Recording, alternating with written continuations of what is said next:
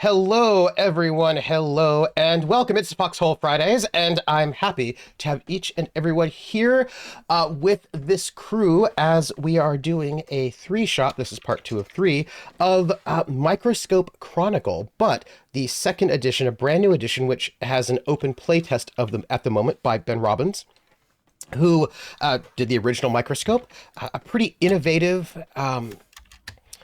I would say an important art. You know, there are various art. Look, won't get into it too much, but I will. RPGs, like every once in a while, there's an RPG that comes out and does something really, really different, and it inspires a lot of people. Of course, you can think about all the games that did use the Jenga tower, right? Wretched and Alone, Dread, right? That was like a big thing. Ones that use tarot cards, all these things. And this one is a really interesting one because it was an RPG that decided that rather than telling the story of one person, you would tell the story of some sort of concept or something that would go across generations in this kind of neat way, and that we would go non-linearly and sort of zoom in and zoom out, fractal role-playing. And a number of really cool games have been inspired by that. And we get to play the second edition that's in playtest. And also, anybody can also go and pick up this playtest because it is an open playtest anytime you like. And that is what we are doing. So I would like to say thank you for being here with us. Without you being here, we would not be doing this live, I guess, because then we'd be like, oh, where's our chat to go and tell us cool things and drop cool images and tell us stuff?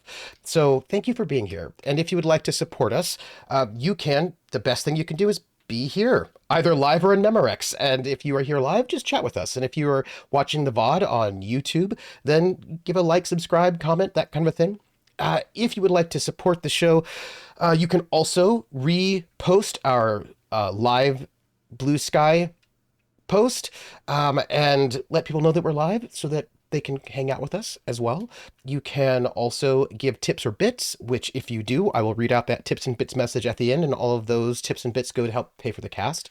You can also be a member of the Academic Foxhole Patreon, which also goes to help pay for the cast and or commissions.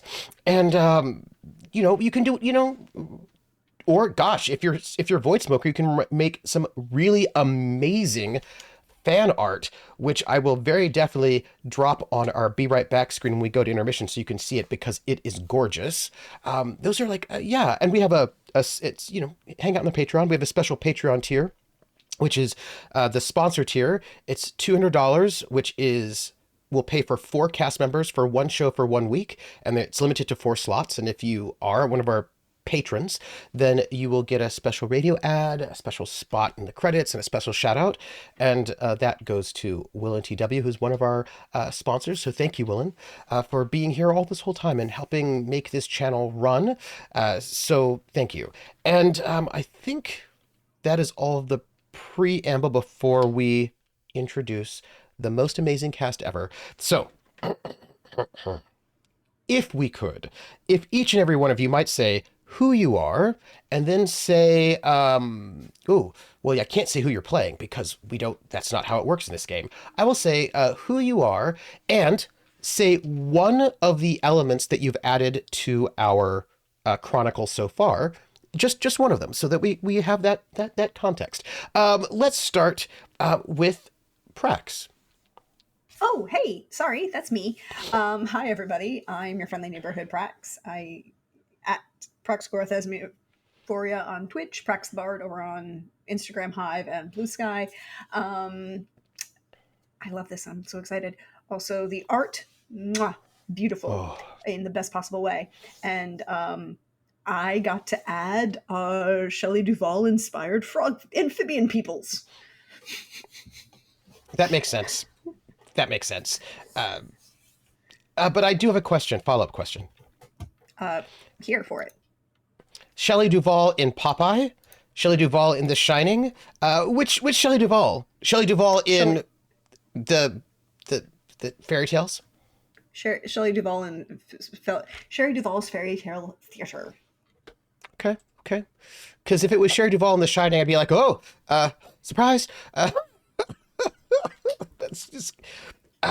hey, you know, next up, also very glad to be playing with PB Plays Inside. Who are you? And tell us what's one element that you added to our chronicle so far.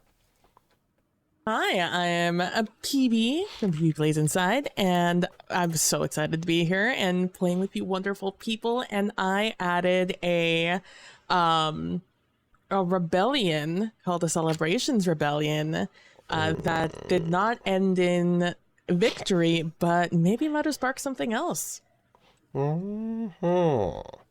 That's exciting. Billy, who are you? And tell us something that you added to this chronicle. Hello, I'm Bill of the Forest. Also, you can't see me smiling behind my beard because it is large, but it also masks so many other things. But I'm stoked to be playing with all of these people, and I'm smiling very much I'm trying to do it more with my eyebrows because those are more see those a little bit better than my mouth. And one thing I added, a Blentia, which is one of the anchors, as a point of view, an overarching point of view for rise and fall of different eras and how mortals act. And I'm TrooperSJP, and I'm also stoked to be here. And I added this idea that I added an event that the Horizon Seat, which is what our entire chronicle is about. Our entire chronicle is about this Horizon Seat, which is this geological formation that was once a seat of the god of the tides, but then when the god of the tides was murdered, that seat was cracked, and things have happened since then, but it is this mythical place that people seek for enlightenment. There's like some prophecies about it, right? And what I added was that at some point in time in our history, it began to wander. It started floating about, and now people do need to seek it, I guess, if they want to. So that was very exciting, because I kind of like the idea of this this thing that everyone's seeking. Not you have to actually seek it because it started moving. Awkward. But so when last we left everyone, we actually finished the entire setup for our chronicle, which involves deciding what is our chronicle going to be about, what is our endpoint, start point, and end point, and then doing our initial population of our game, which you can see on our lovely map. We've just made a little bit of things, and now we're going to start our first official round of Microscope. And I certainly have all of my notes up. And how does it go? What are we going to do in our first round? And we do have some things we have to determine, but so I will relay our process so that we can think about it. And this is us to, I'm saying it so that the audience knows and that you all can ponder. So the rest of the game will take place in rounds. And as we dig deeper into our story. And turn order now will matter. This will matter. And the first thing we do is we're going to have a first player. One of us is going to be the first player. Don't decide yet. That first player for this round will pick an anchor. And everything we do for this round will be about that anchor. So if you are the first player, this is why I say we can't pick yet. If you're the first player, that first player picks an existing anchor or they make a new one. And the anchor is, this is on page 15 of the playtest document. That anchor is our focus for this round. All the history we make must relate to them and the chronicle. Here's why I said we have to wait till we pick. If you have an idea for an anchor, but need a new period to put them in, you can opt to take your turn first and make a period before you make an anchor. So if you have an idea for an anchor, but there's no period for them, then you definitely should be the first player, because only the first player can make a period and an anchor to put them in. And then we're going to each take turns. Each player makes a period, event, or scene, and there are two types of scene, a dictated scene or a played scene, about the anchor. And also there's a note in the FAQ that the anchor doesn't have to be present in those things. Like if you have an anchor in the period of the dawn of the Ghuulian Empire, you don't have to make the period doesn't have to be about in that moment, right? If it was about a Blentia, it doesn't all have to be in that period, because it could be something that happens much later or earlier. It doesn't even have to be a Blentia themselves who are in it, but it could be like the progeny of a Blentia, right? It has to be connected to a Blentia in some way, but it doesn't have to be directly them, you know?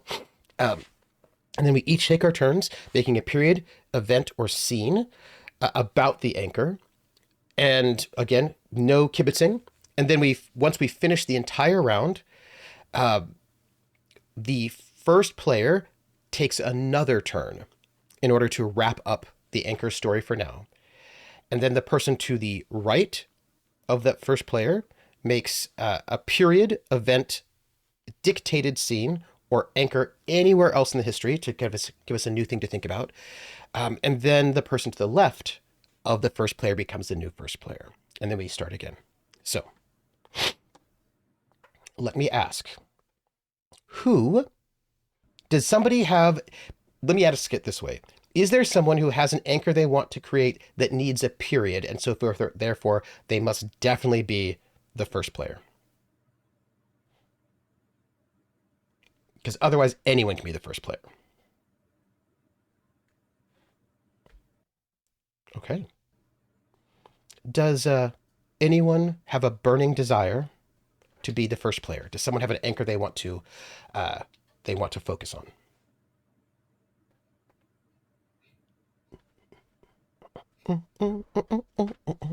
As I going to zoom us in a little bit, because we can go either way. There are options here. There we go. Perfect. We zoom out a little bit. Audience, you can't see because I wanted to make it visible, you know. So I guess you all are being shy, so I'll just go first then, in which case, if y'all can be shy. Trooper. Yes. I grew up in the military. You asked the question that no one ever... I'm sorry, what? I will point out that backfires sometimes. Sometimes that backfires, because sometimes, not usually, sometimes when they say who wants to volunteer for a GA party, it actually is not just who wants to go on a cleaning detail and do lots of work. Sometimes it's actually cool. One time it happened that way. Most of the other times it wasn't that way. But I mean, sometimes it was that way. Once. Not when I say sometimes, I just meant once. One time it was something good. But, all right.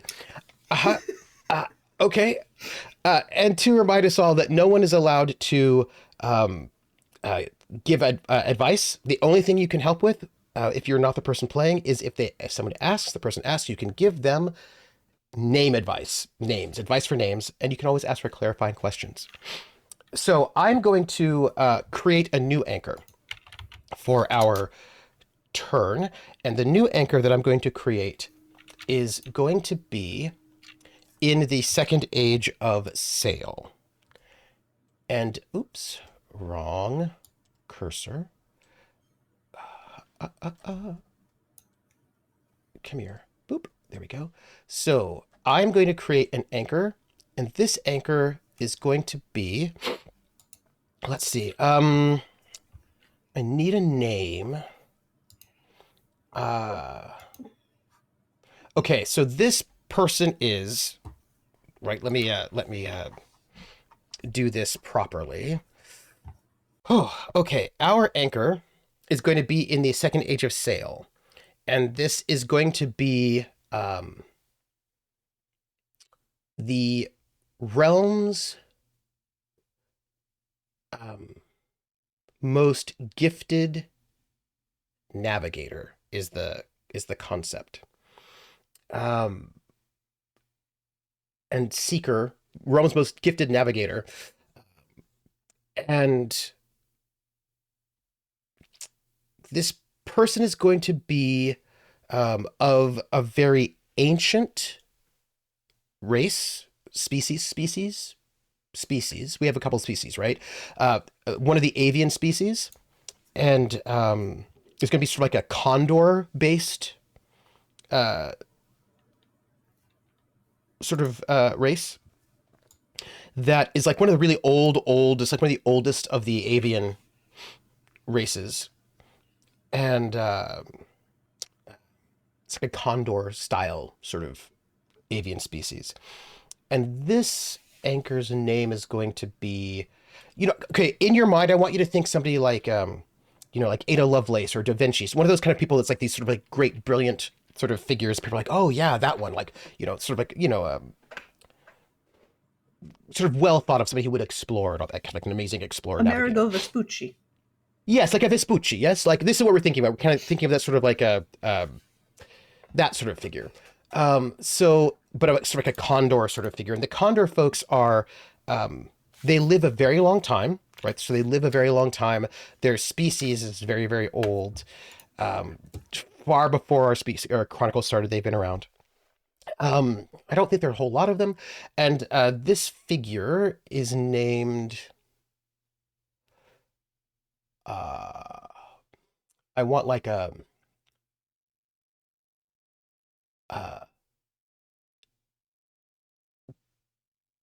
Condor. Dalkona. Dalkona, the Explorer, is the name of this person. Dalkona, the Explorer. And Dalkona the Explorer is sort of like a most famous... I'm going to zoom in there. A most famous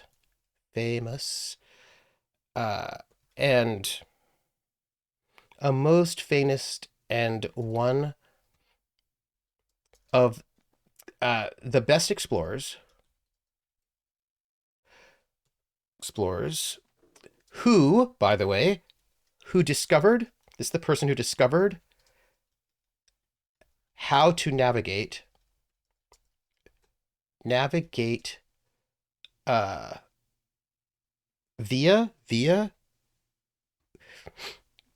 So in English, people would navigate, there's a connector there. They would navigate something, the North Star. Is it to, via, with? By means of. By means of, thank you.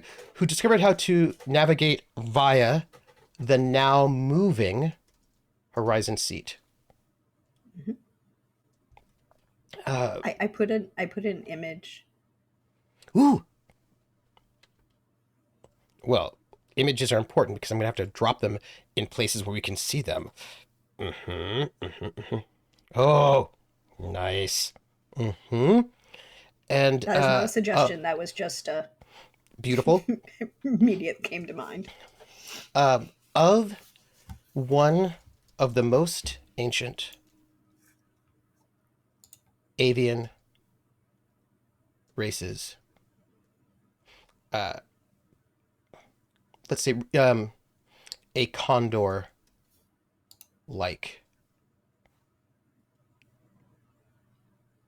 race. That will be our anchor for this round. Dalkona the Explorer.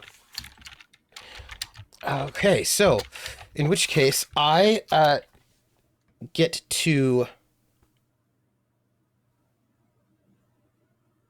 make a period, event, or scene. And by the way, I have our turn order over there on the left. So we're all on the same page. It's Billy, PB, Prax, Trooper, and I have to conceptualize this visually. It's to your left and to your right. We go clockwise left. So down is to the left and up is to the right. So Billy, you are to the left of me. And Prax, you're to the right of me. If that makes sense. Yeah. Yes? It shouldn't. I mean, like if you... Clockwise is down. Yeah. To the right. Clockwise is to the right. I just work here. 12. 1, 2, I see. 3, 4. That's to Remember? the... Oh, yes. No, I see what you're saying. Yes. N-S-N-E-S-W. Sorry. Never eat shredded wheat. Never eat. Mm-hmm. Yes. So well, we have a turn order in the Figma? Do we just want to? Yes, that's so it. But it's like, Yeah, just down. because you have to go to it's a person to the left and right, right? So then we just go I up see. versus So down. someone up and down. I got you. yes, yeah. So the person to the up. Yes, we get it. All right. I don't even know what I'm talking about. Okay, so let me think. I would like to create a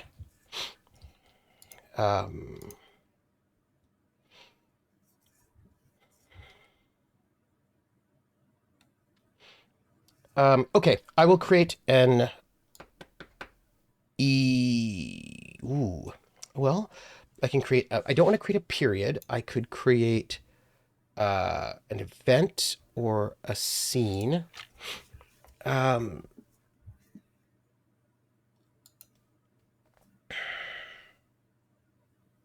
Okay. I'm going to create an event. And the event is going to happen after the seat begins to wander. And the event is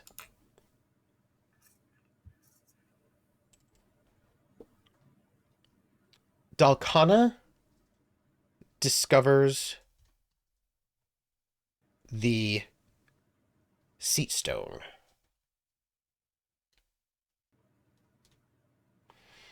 And this is when let's see, how would I describe this? So this is when Dalkona discovers a kind of a stone that is part of the original formation of the horizon seat. And if you are able to shape it, right? Like there's a way to shape it and set it within like a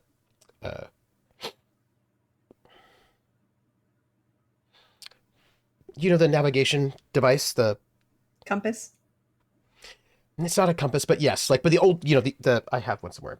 You know, right? Sextant? No, Yes, the the sextant. The sextant is the one that is. Is the angle. The sextant is the is the protractor. Yeah, no, you're not that talking one. about- It's the one that. Yeah, you're talking about the one the it sits in a thing and it has spokes that go through it and it rotates so it can be projected longitude and Yes. latitude. Yes. I should know what That that's one. called because there's one over downstairs. Right, that thing. The astrolabe? No, it's not an astrolabe. It's that thing, right? No, it's not an astrolabe because it's 3-dimensional, not flat. Right. But I have one. I have one because I had one for a character. It's this, right? It's the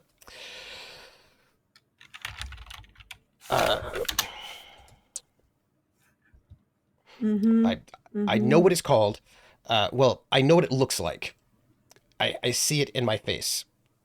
But it's like it's like this navigation. It's a well, okay, Yes. it's a nautical compass. A sundial compass, right? Yeah. A nautical So- compass, yeah. Yeah. So he figures out, he discovers how to use one of these sort of seat stones to incorporate that into a nautical compass. We'll maybe call it like a stone compass that allows you to navigate the sky and the sea by figuring out which direction, like the azimuth of the horizon seat. So you can actually, but it moves. So it's like, there's like a whole complicated process because in the past it was stable. It didn't move. So you could always figure out how to do it. But he was able to figure out how to, there was the discovery of how to create a stone compass, a seat's compass, and navigate a moving Does it seat. act more like does it act like a lodestone because it was originally part of the same thing? Yes. Which is why I called it a seat stone. I was like, lodestone was in my mind. So that was the event, right? That he was able to sort of discover like the seat stone that works, right, to create this. It allows people to navigate. That is, the event that I have. Forgive the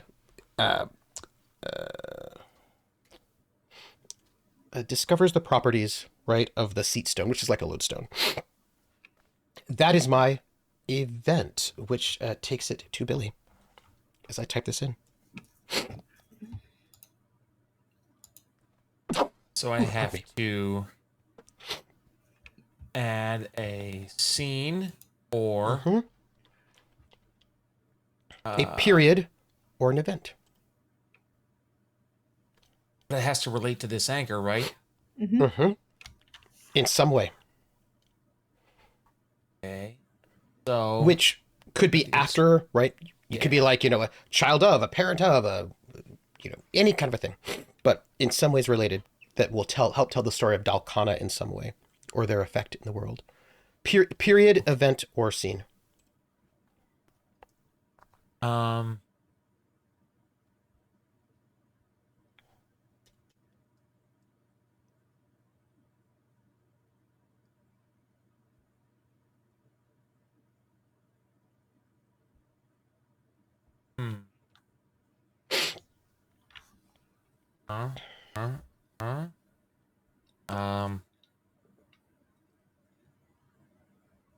Oh, that's not the button.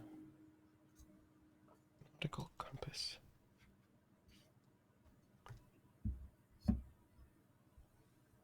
So Dalkona, with the invention of his stone-bearing nautical compass, that kind of what we're referring to it as. Yes. Brings about. Wait, is this, by the way, is this a period, event, or scene? It is a period. Ooh. All right, because in my brain, this invention allows.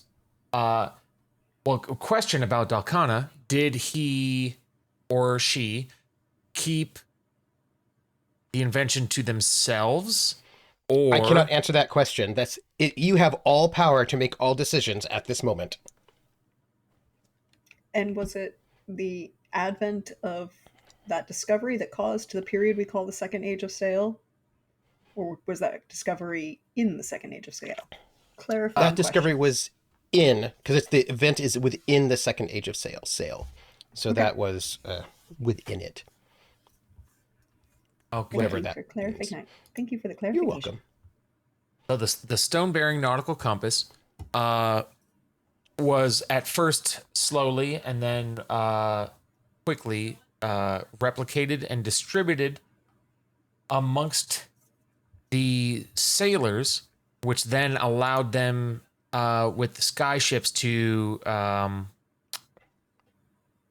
find particular common trade wind routes, like well-established routes. So it was less of like a wild, wild west age of sail where you could go anywhere and do anything, and more along the lines of if you wanted to procure trade efficiency, there were particular routes that you had to be established that could be found much easier with the stone-bearing nautical compass. And with the stone-bearing nautical compass in essentially as a mandatory tool for sailing, there became several different crossroad merchant cities / empires built within these trade routes. So the Second Age of Sail would then transition into the One moment. I have to Yes. interrupt you because I love where you're going. I just forgot something.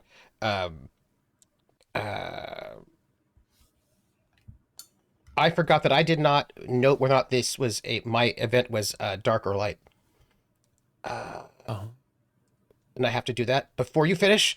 I'm going to say that because I feel like you're going to a place which is interesting. So I'm going to say that the Dalkona discovering the seat stone is a light event. And then who knows what happens after that? But I will say that Yeah, the ability to navigate is a light thing. Continue on with your period. Thank you. I just was like, oh, I forgot that. Go ahead. No, thank you. Let's see. The third age of word pending, but commerce. Mm.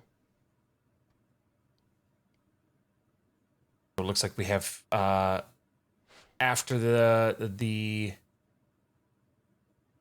crack in the seat, we have like 3 Yep. periods. And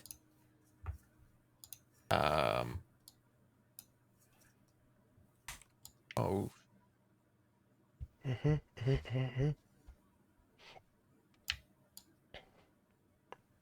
So so this is like the rise of sky trade empires. Yep.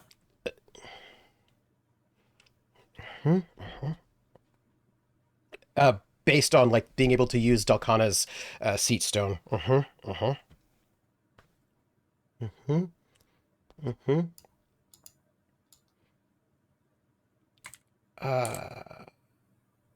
Is this a light or a dark period? Depends on how you feel about capitalism, I guess. But you get to tell us, and then why? Let's go. It is widely regarded as a light period because so many different some of the most valuable parts of various different isolated cultures have now been brought to other cultures, increasing the quality of life for your average person, regardless of like where you live. Just I guess in regards to the proximity of one of these like trade cities that have everything. And I feel like that can rarely, even though bad things may happen, because every empire or every age will have like individuals that are bad and like organizations that do bad things, but I think overall it is a light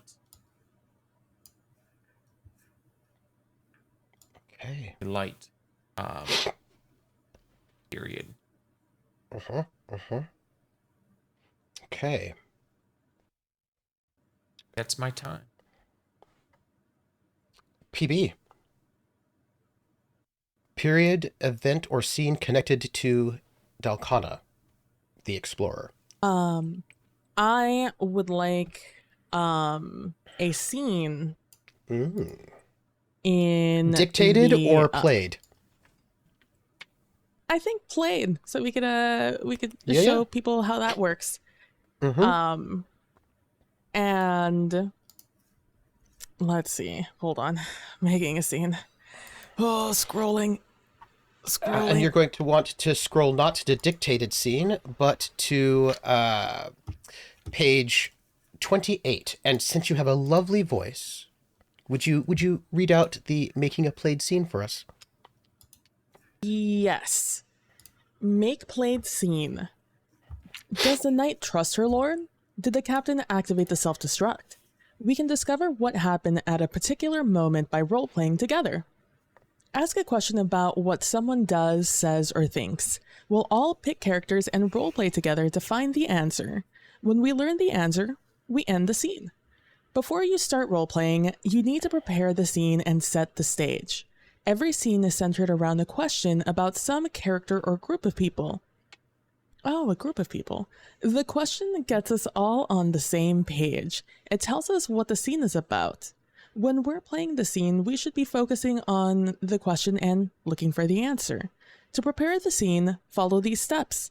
All decisions are made by the current player unless otherwise noted. 1. Pick event. The scene must be inside an event. If there are other scenes in an event, say if it comes before or after them. 2. Question. Ask a yes or no question about what a person or group of people does or thinks, or something true about them. Does the Empress tell her son his father was not a god? Ooh, spicy. Does the doctor know about the treatment side effects? 3. What, where, when? Tell us where this scene fits in the event. When? Is it before or after things already know? Things we already know happen in the event. Where? Where is the scene physically taking place? We should be able to visualize where the characters are. What's happening right now? What we are doing here. It might not be what the scene is actually about, but it's why the characters think they are present. 4. Add or ban characters. You can choose to specify up to 2 characters or types of people who must be in the scene, and up to 2 who cannot be in the scene. Oh.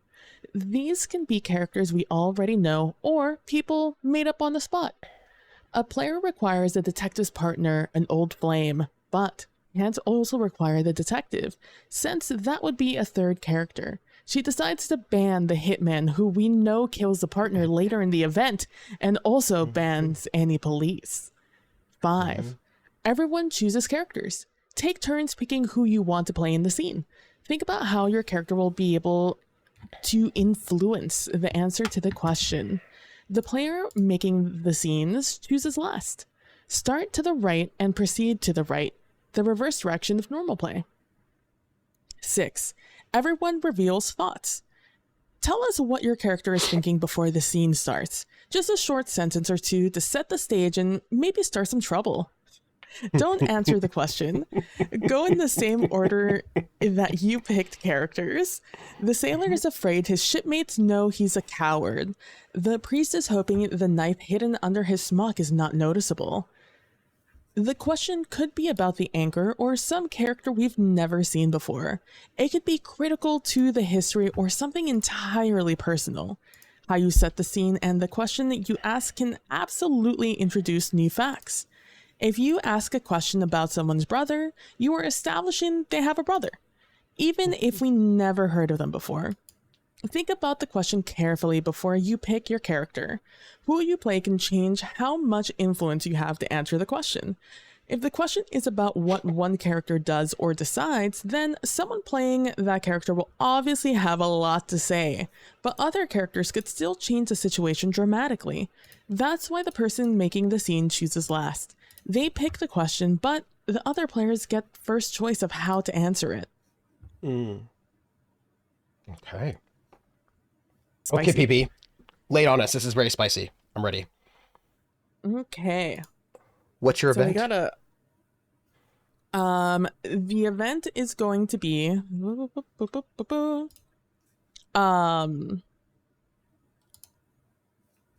let's see. The event is going to be... Dalkona invents the seed stone. Okay. So we're going to have a scene inside that event. Mm-hmm. What is your question that you want to discover the answer to?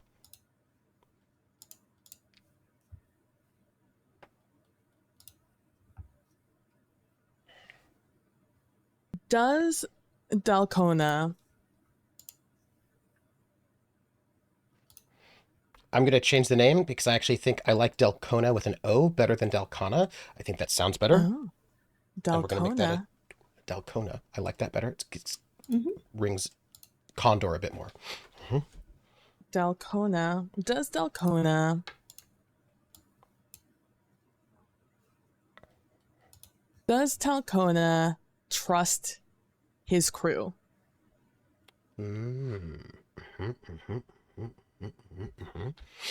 Okay. Do we have a thing I We can do have one. pull here? I see. We do. Okay, I'm just gonna yoink that out over here. And then give us the what, where, and when. So when is the night after the property he has figured out the properties before telling everyone, you know, I'm assuming he's one of those working in his room, fiddling around with it, and finally it worked. So that's when. where. I think it takes place at the dinner that they have, the shared dinner that they have on the ship. I don't know. I am just imagining the ship is there. And what's happening right now? They're eating. What are they doing here? They've been stationed here because Dalkona has been distraught about the moving seat, as most people and navigators have been. Probably very much, not maniacally is not the word I'm looking for here, but very manically maybe looking for a solution to this problem. And that's why all the other characters who may be present are present.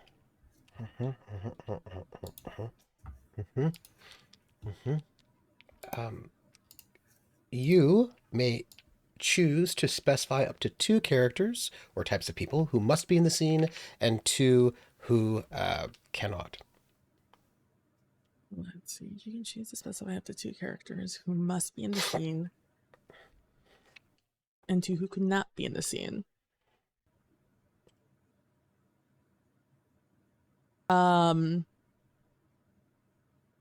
Is it the first mate, the second hand, the second in command of the ship? Is that? Yes.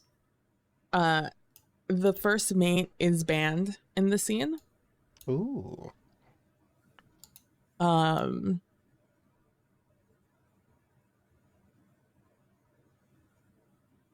of the character. Oh, go ahead. Just a quick question. So nobody can play him, but are we allowed to infer? Yes, they just can't be in the scene. Yes. Okay. We can talk about them all behind their back all we want. One of the characters in the scene, or one of the playable characters in the scene, is the newest member of the crew, picked up right before they headed off here. And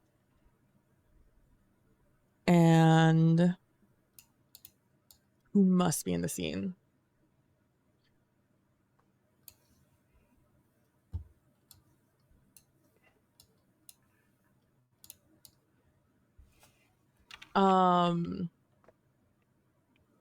Let's see. There can be, and one of them is a long trusted member of the crew who's on his last, like, this is his last go around. He came here actually like on a favor or something. Like, that's how final him being on the ship is.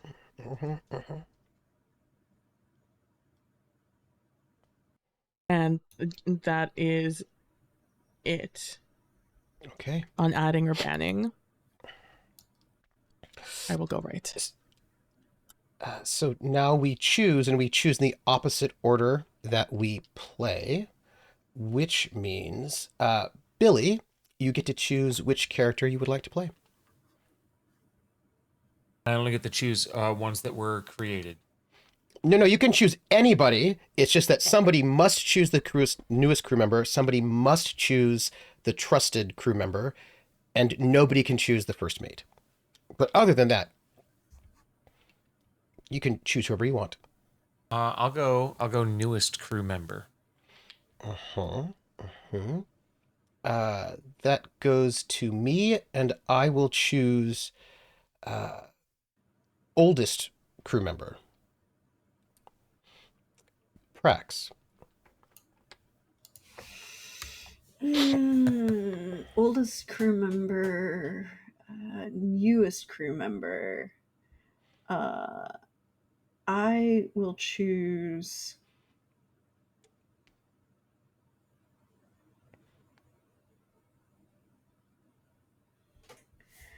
This is where things get interesting. Question, point of order. Is Dalkona's vessel a seafaring vessel or a sky vessel? PB? A sky vessel. I choose, Ramshackle, though. I choose the engineer in charge of maintaining the aeronautics. Our aeronautical engineer. PB, who would you like to play? Let's see. We have the new guy, the old guy, an engineer, correct?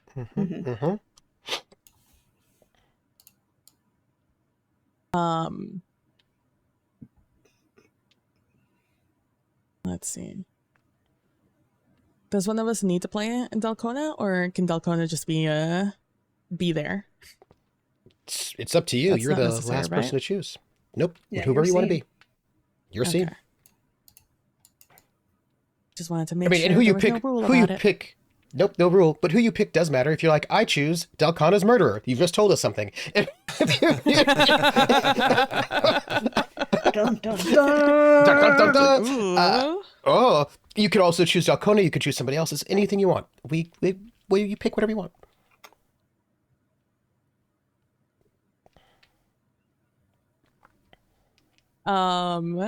I will pick.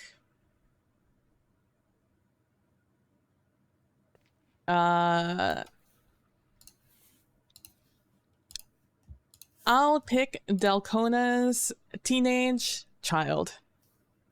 Oh, interesting. Okay. I'm writing that down. Let's see. Which also means, for the record, that Dalkona is not at this dinner. Interesting. Okay. And the last step is we have to, before we start, is we have to each go around in the same order we just did, backwards, to say what each person is thinking. We reveal thoughts. Billy. Alpin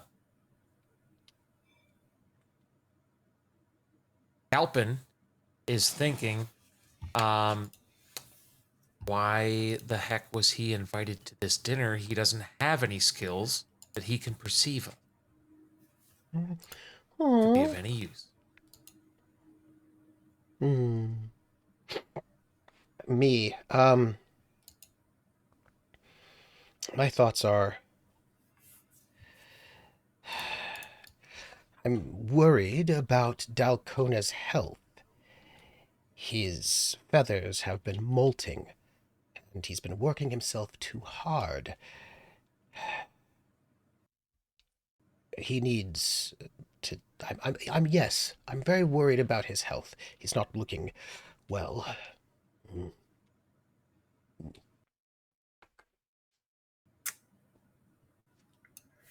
And Zatak, our engineer, is concerned about a shift in the flight mechanisms. Because again, we've created this as based on physics. The ballast of flying,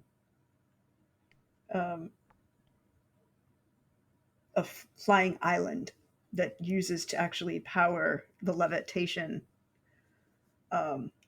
keeps shifting internally and minutely, but it's concerning. And yours attack and Galpin, and by the way, the old member of the crew is Pingal.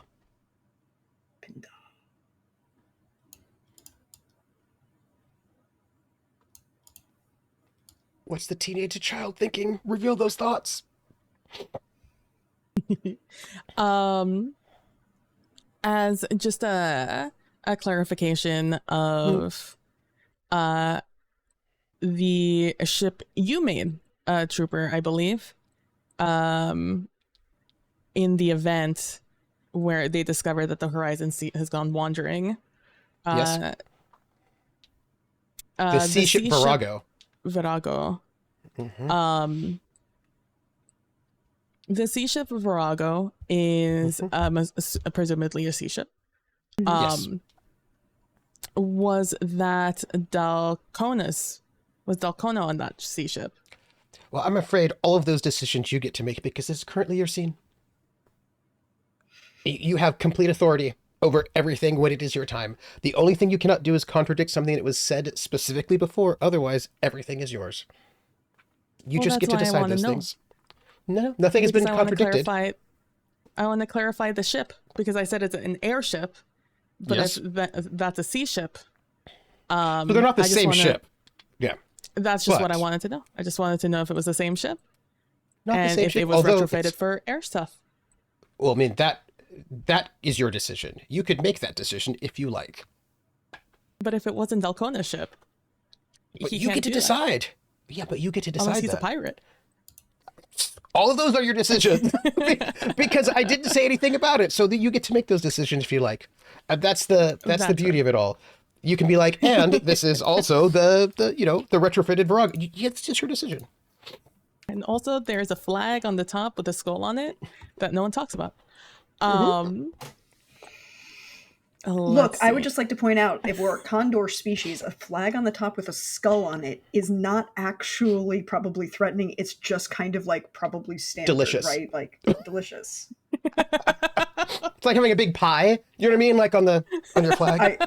Again, and for visual reference, I'm going to say that Zatak is a Sicilian griffin hawk. Nice. Sicilian griffin vulture. Look it up. They're kind of cute for condors. Yeah. but okay, so the thing, PP, that's the cool thing about the game is that you get to, in your descriptions, you get to kind of like rephrase things that happened as you go, and we all find out what you do. I think that's cool. All right. Let's see. Then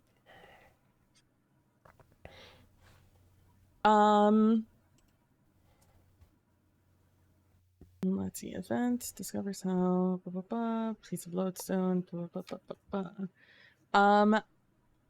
Then I will say that that the ship is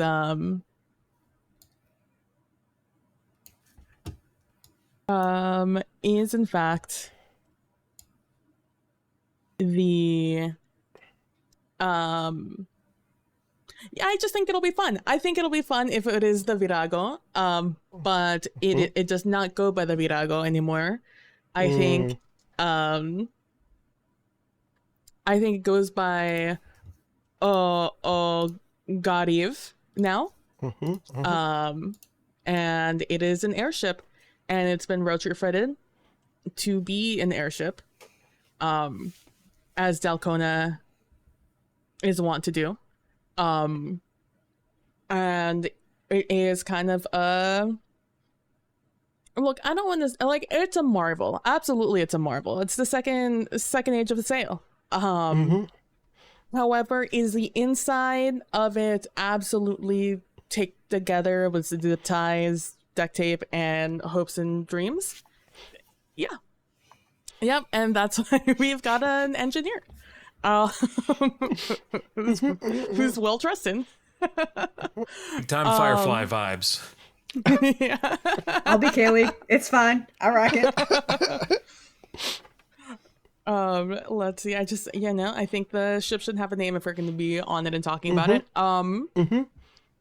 And what is the teen child thinking? The teen child probably likes a long-lived species. Probably like, oh man, if it's long-lived, it's such a vague description. But teenage years, probably alive, probably like a toddler when everyone discovered that the seat was now moving, and now is at an age, where they are discovering the seat stone as we speak. Yeah. And they are thinking, they are upset, they are moody, because it has reached a point where they've been here a while, and Dad promised that they would be hanging out more, and he'd be learning the tricks of the trade here on the ship. And none of that has happened. He's been locked in his room for the past year, essentially, and it is frustrating him. And he is considering whether or not he is going to go confront him tonight. Their name is going to be Candle. Candle. You know what? We're keeping it. We're keeping it Candle. Yeah. KAN apostrophe DAL. You know. Oh, you have to have the apostrophe. Have to have it. Yes. Okay. So, set our scene for us. Start us off. I'm very excited. And the question is, does Dalkona trust his crew? That's the question we have to answer.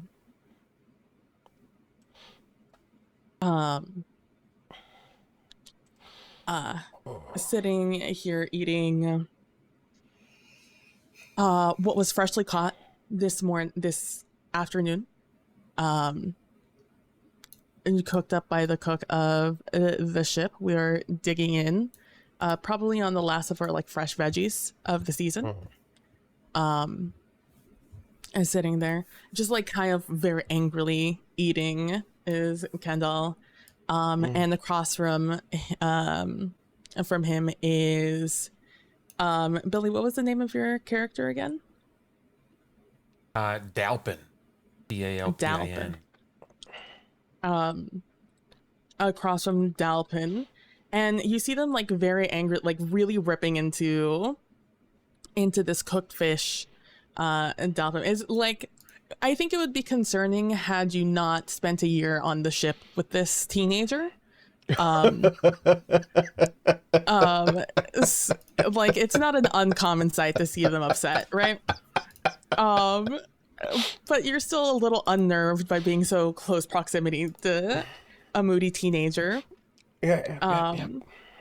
And so just ripping away at it and talking to like a half full beak of a fish.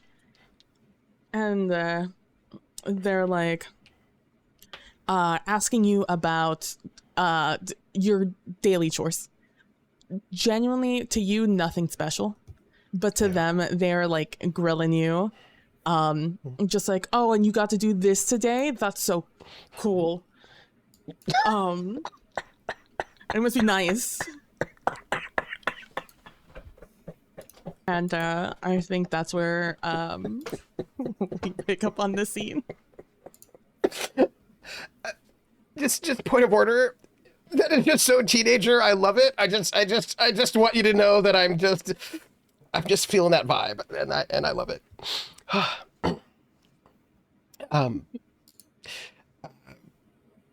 I will just note that Pingal is like a gull, like the huge sort of like gull kind of thing going on, like an old gull, and it's like, and has got like, you know, fish, you know, like eating some fish.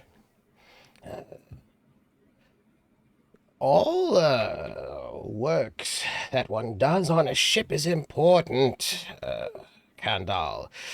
Don't bother Dalpin. Dalpin's worked hard today. I've been having a lot of trouble keeping the water in the bucket on this airship when I'm trying to clean the decks. The water keeps coming out of the bucket. We haven't gotten anything to fix that yet. Well, that's yes. Well, it's on. And just sort of looks over list. at our engineer. It's on the list, and just because you're convinced about a bucket with water in it is not the most important thing at the moment when I'm trying to keep us in the bloody air. So, focus on what you need.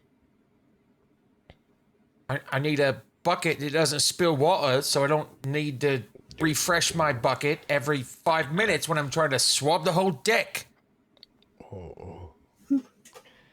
Well, I bet I'd be a lot easier if Dad wasn't using Captain wasn't using all the materials on this stupid ship. He's using all the materials on the ship? Well, What for? he's trying to find some way to get us able to move easier. If you can't, too many ships are becalmed. I have to say, it was much easier when we were on the sea rather than in the air, although the tide stopping doesn't really help much.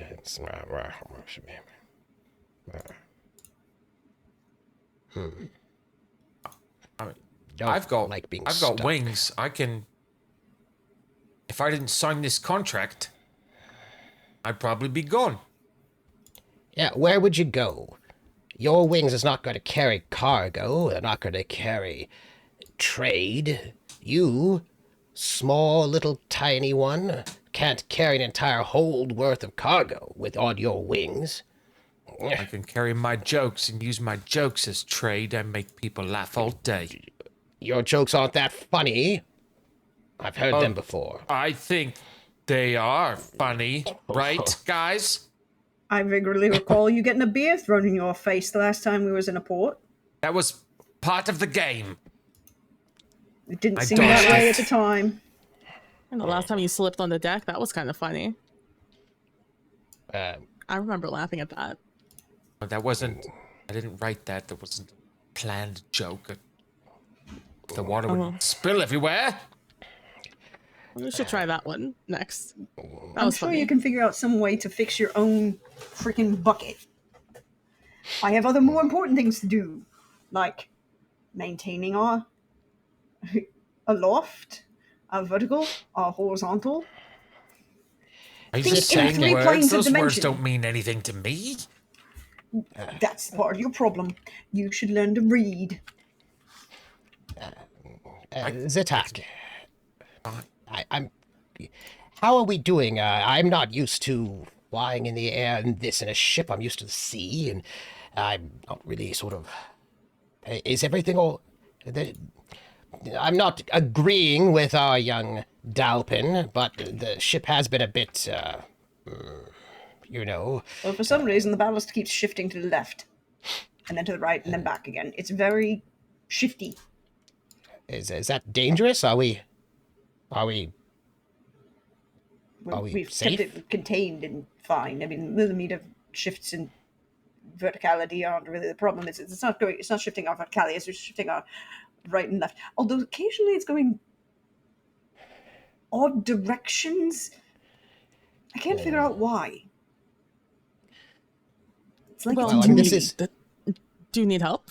Are you? Can I finally go help you?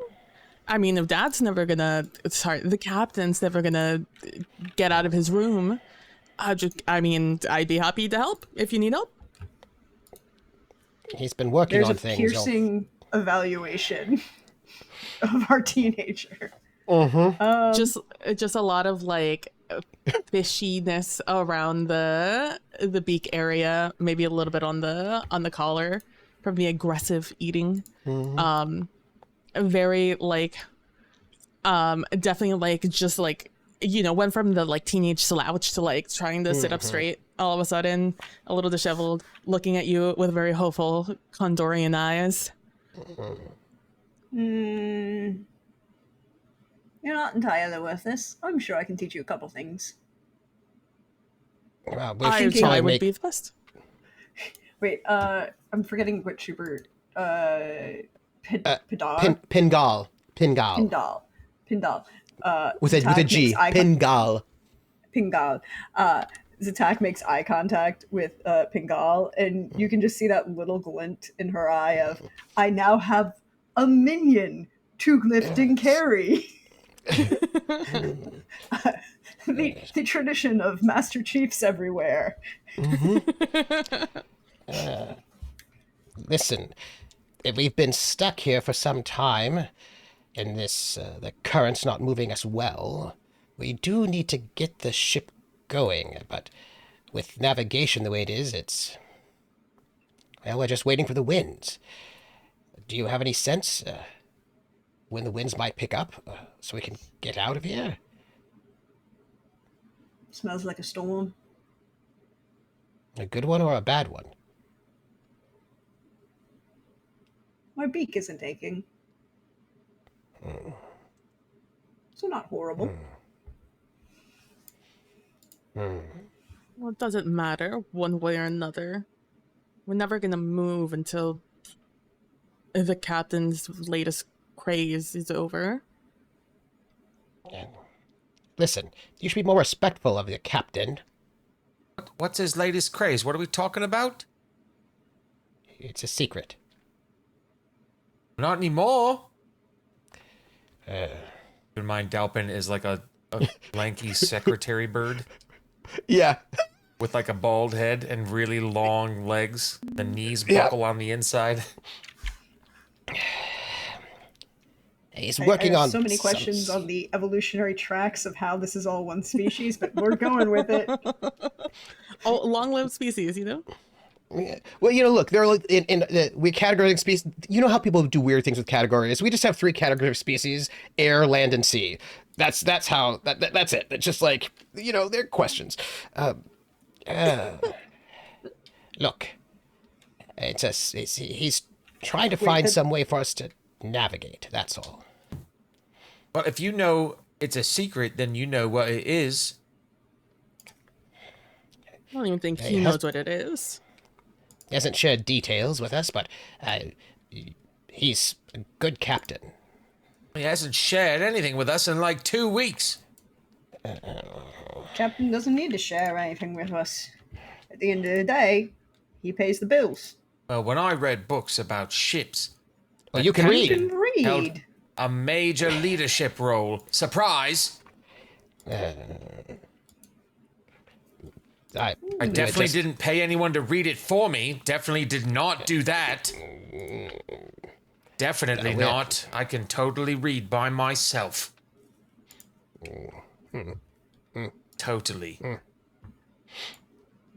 Look, we just have to trust the captain a little bit longer. He hasn't really told us anything, but I'm sure he will when the time is right. I would like to point out the last few times we've trusted the captain, it turned out very wisely in our favor.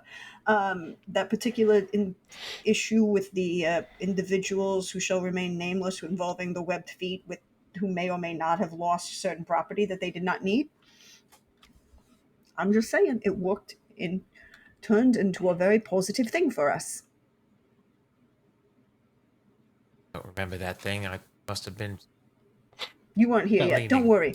This is why I'm saying trust and let it all fall out. It will eventually work.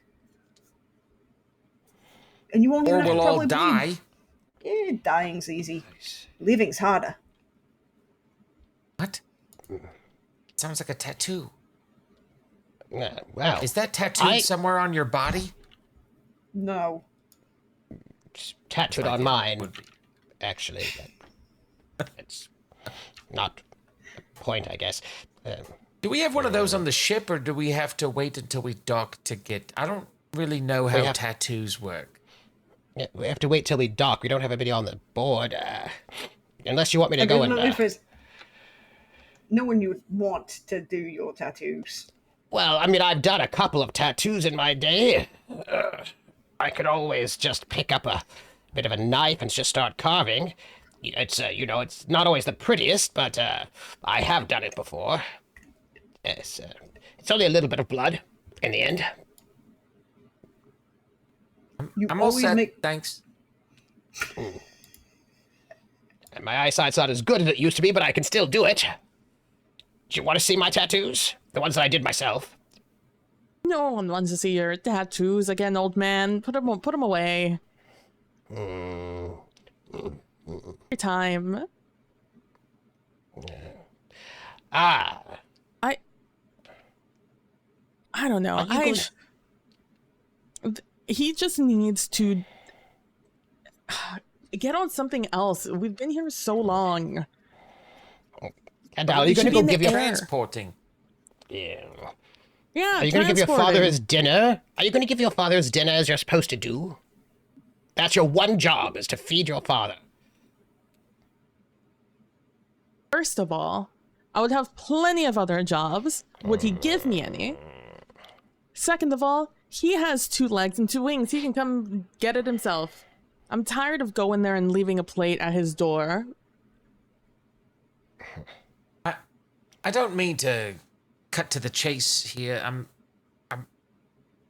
There are a lot of others on this ship that you could have invited, but you invited me, obviously the least skilled and most funny crewmate that we have. So the only reason I'm thinking is that, are we going to mutiny? No. But should we start looking at you for leading a mutiny? No, I just... Because Can't keel think of a hauling someone reason. on an airship is a very different engineering expertise than doing so in the water. Like how? Well, Sounds in like the you put some water, thought you're into more it. likely to die of, salt spray pressure. In the air, you lose oxygen. I call me crazy, but if they throw me overboard, I'll lie down. No, I said keel haul, not throw you overboard. That's keel haul. Oh, is where you toy an individual who may or may not be intending to incite a mutiny to the actual keel of the vessel. Your shoulder pad, your shoulders get real stuck on there, and it's really, I don't know from personal experience. Have you seen it in real life before? Have There's you? just I this have. glint in her eyes. Look, I think we need to think a little bit about Kandal feeding your father every meal the way that you do. He's I not been think we sharing just- with us. You gotta start thinking about moving this damn ship.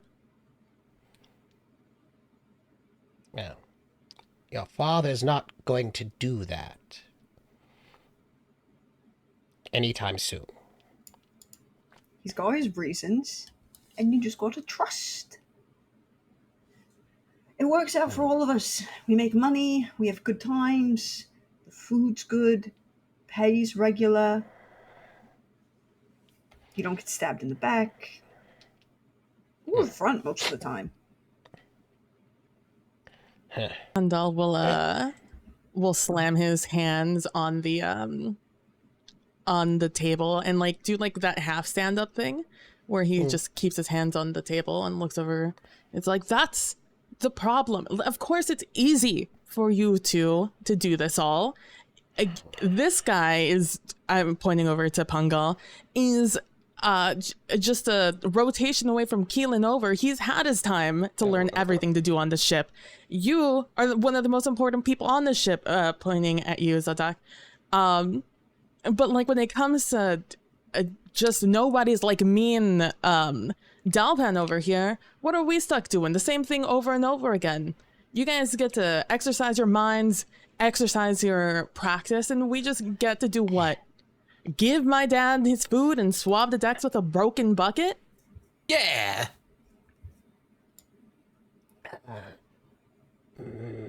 I mean, Kandal, you gave me this dinner, didn't you? Tastes strange.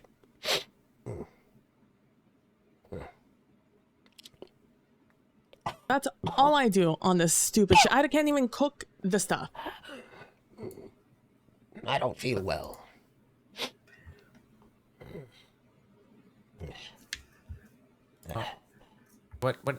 What's it taste like? Tastes off. Pungal. How old's the meat?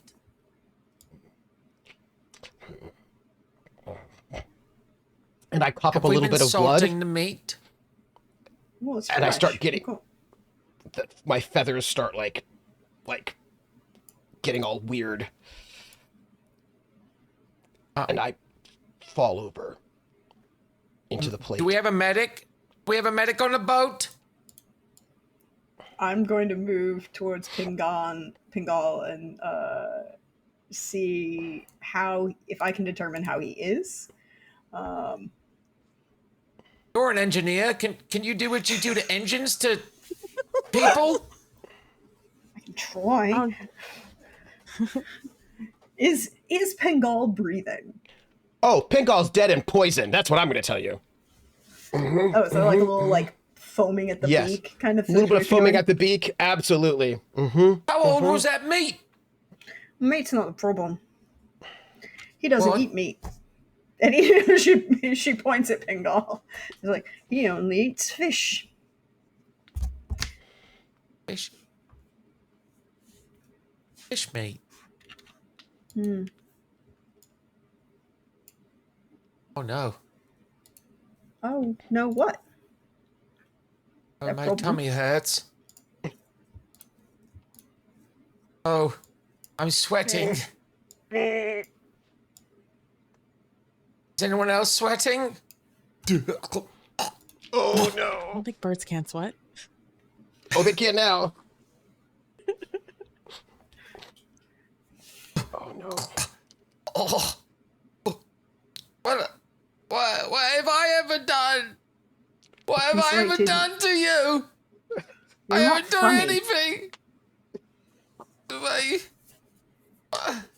Tell my mom I love her.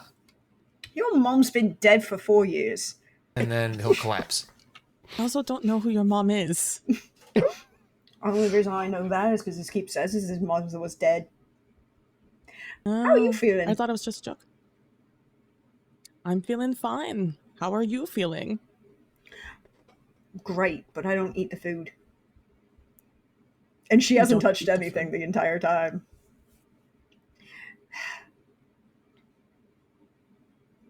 You might want to go knock on your father's door and ask him how many he wants me to throw overboard.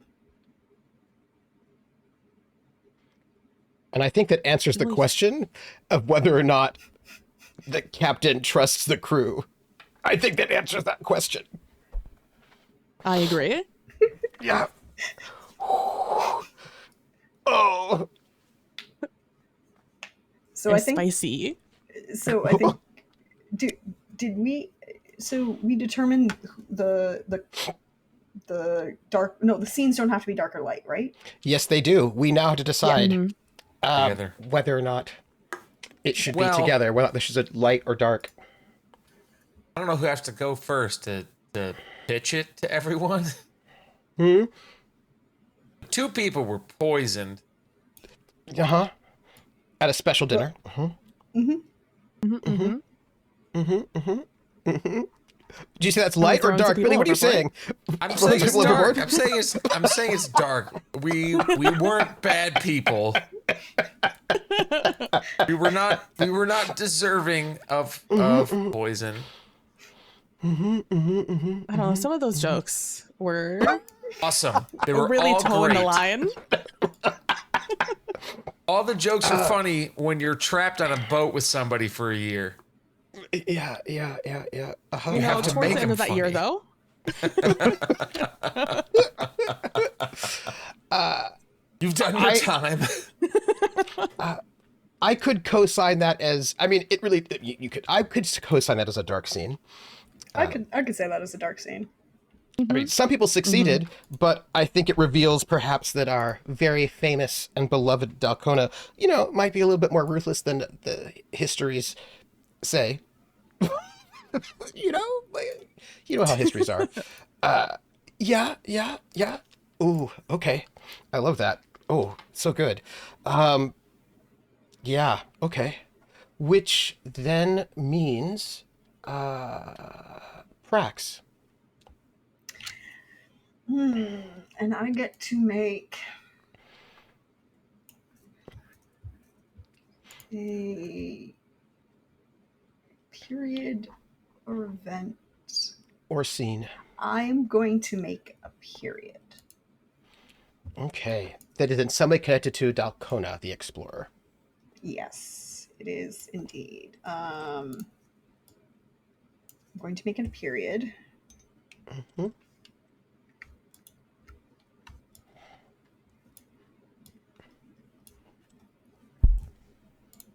Ooh, that was wild. Oh, and And there are questions. Sorry, they're just I'm going questions. to You know make what I this mean? period all the way over here.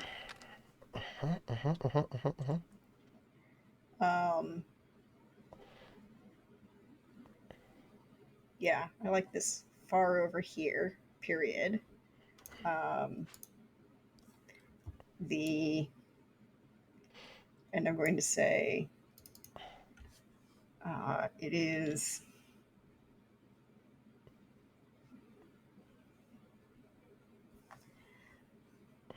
because Dalkona's discovery of the seat stone and the ways to navigate towards the actual seat of Horizon seat lead to an uptick in both, as we've said, is led to this period of the third age of commerce.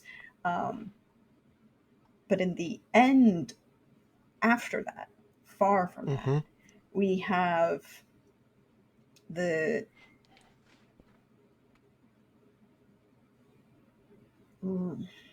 how to phrase this. I want to do this correctly.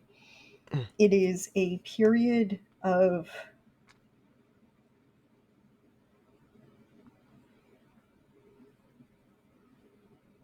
enlightened science and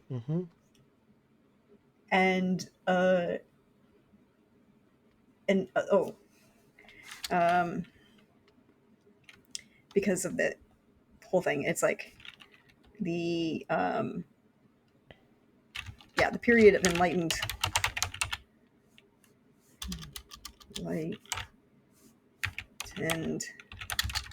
science, and it is a rejection and a rise of science and analytical thought that rejects the notion that Dalkona's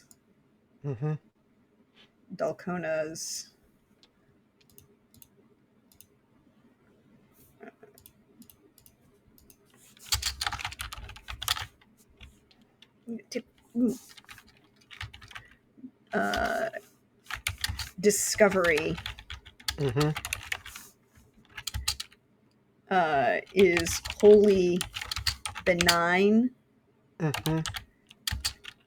and was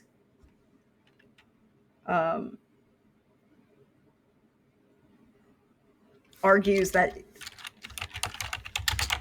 using the seat for navigation is actually harmful. And the seat stones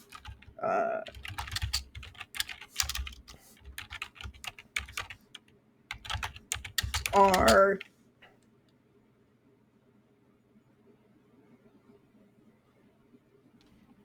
okay.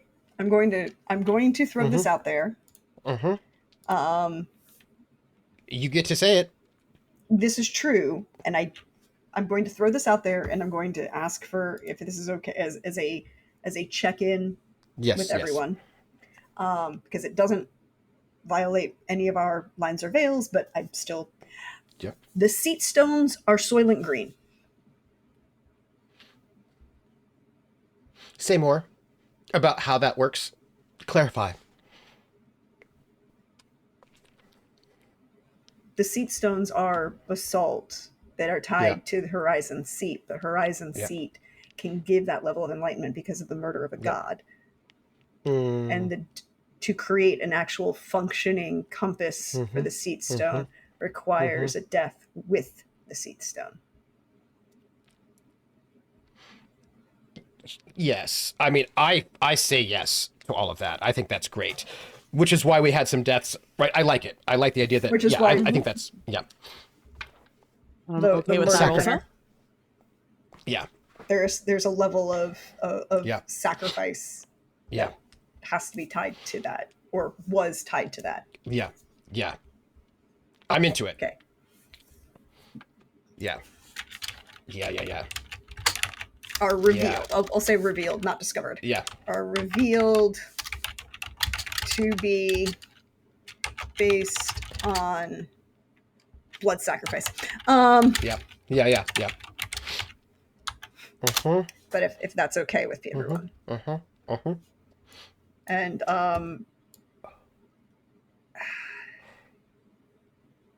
I say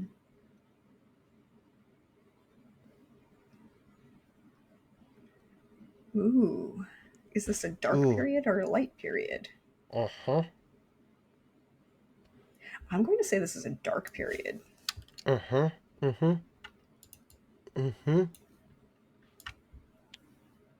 I'm going to say this is a dark period. Mm-hmm.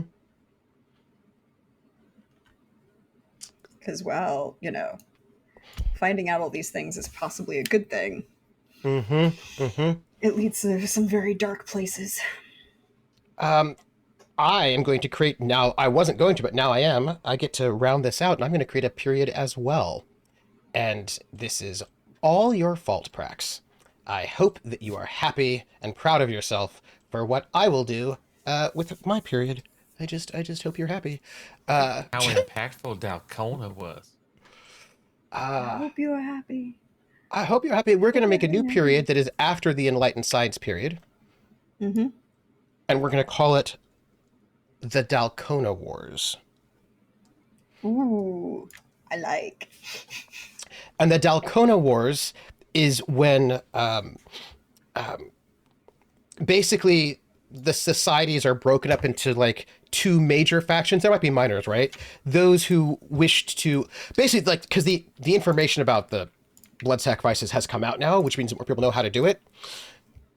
or they don't know how to do it, but they think they know how to do it, right? So basically there's like society gets broken into these two big factions. Those who want to really embrace a lot of blood sacrificed in hopes that they can actually, because I think that once everything, like the Enlightened Science period, there's a lot of trade disruption, like there's a lot of instability. And what emerges are the like groups of factions who are really trying to like, basically you get kind of crusaders and cultists, right? People who really want to sort of embrace trying to reproduce Dalkona's abilities, right? To sort of like create these seat stones, which might give you power, they think, maybe, and at least the ability to sort of navigate better and faster. And those people who are like, no, that's really bad, who then want to go and like kill people who are doing this. So I think that we get these sort of big wars between factions, groups, city-states, right, who are embracing a lot of blood sacrifice. And I will note, I want to clarify that it just because they're doing the blood sacrifices doesn't necessarily mean that they are successful, right? That it actually works. But there's a bunch of like murder that's going on all around. And partly this is exacerbated by the fact that there are not that many seat stones. Like there are not that many of them. Like you have to actually find them, and it's hard to find them. So I think that there's all these wars over the existing seat stones that already exist. People are trying to steal them. People are trying to make new ones. People are trying to stop people from making them. People are trying to like hunt down those people who are just running around murdering people to try to make them. So I think this moment of great, like, crusades and violence where people think they know how to make them. And some people want them. People want them not to exist at all. So I think there's like a very big and like, moment of turmoil in this moment. Is what I would say. What did I do there? Yes, that is my my thought. I don't know what's all. I just did something. Boom. Yes, great. I don't know why it turned dark, but it did. I think I know why. Let's see. That's the Dalkona Wars. And by the way, it is dark. Just in case anybody was curious or uncertain about that, that is 100% a dark moment. Let me bring to front, send to back, that, send to back. There's I think I know how to do this. This here.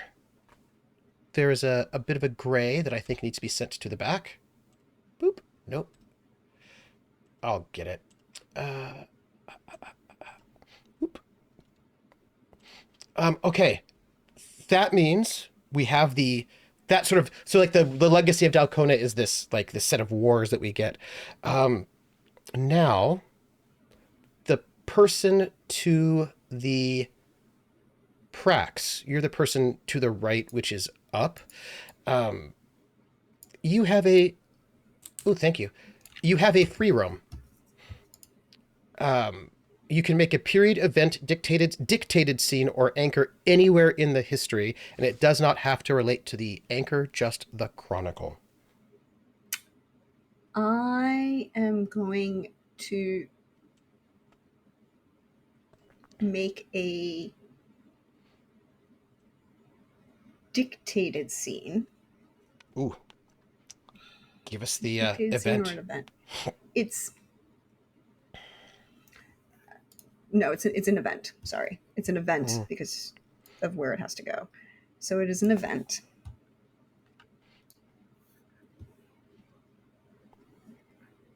During the Dalkona Wars. Mm-hmm. And I'll just put this here. And this is going to be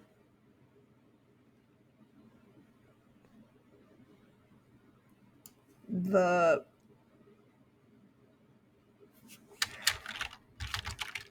Profits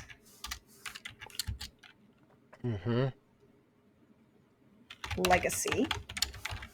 Let's go with that as a working title. We might come back to that. And the inheritors of,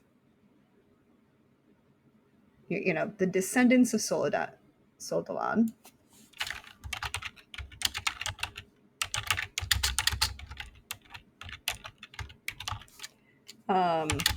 Those who, feel free to move as necessary. Just moved, yeah. Those, I'll just move it further. I just did. I gotcha. Because I'm done there. Whoop.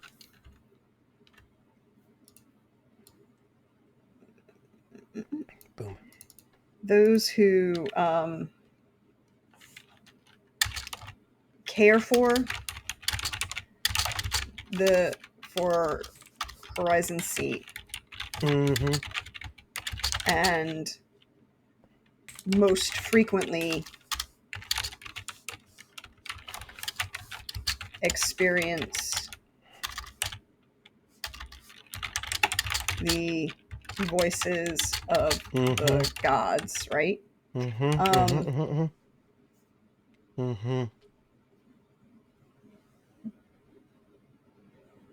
Enact a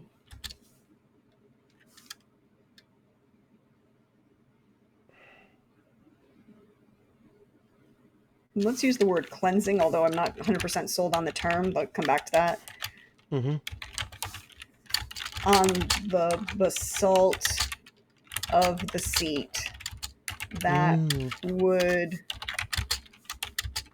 prevent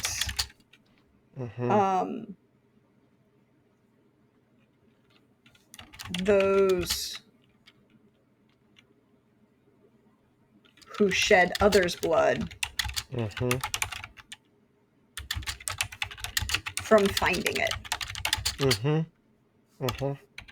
Like, I don't think they can stop it wholly if you shed your, like, if you bleed for yourself, but if you sacrifice somebody else at the behest, at the advice of the gods. Oh, wow.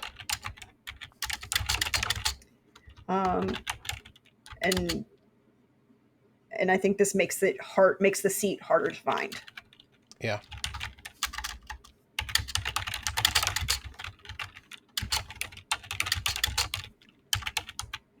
So, what do we like the term cleansing here? I don't know.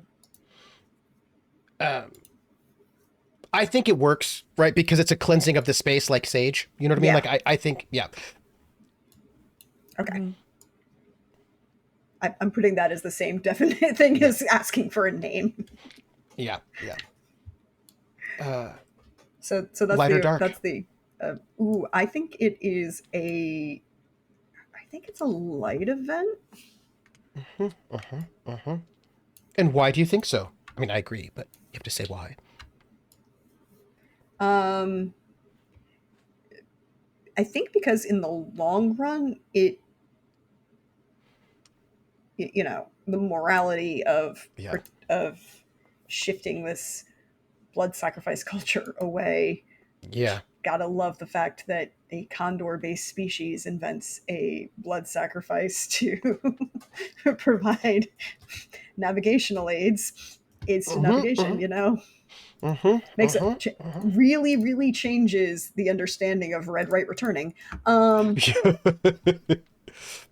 those of you who don't know, no, red right returning is an actual mnemonic for sailors, because you are supposed to have the red buoy on the right side of the ship when you are returning to port. Yeah. But I think it not immediately, right? Like, and that's why it's called the Prophet's Legacy. Yeah. But I think it stops, really undermines the power of the blood sacrifice cult. Yeah. Yeah. Ooh. Oh, my goodness.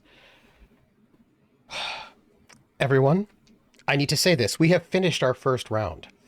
And we will start our next round, which Prax is going to... No, it's Billy. Oh, it's Billy. Billy will be our first player for that. But we are going to take our break first, because I feel like we've just finished a round. It's a perfect time for our break.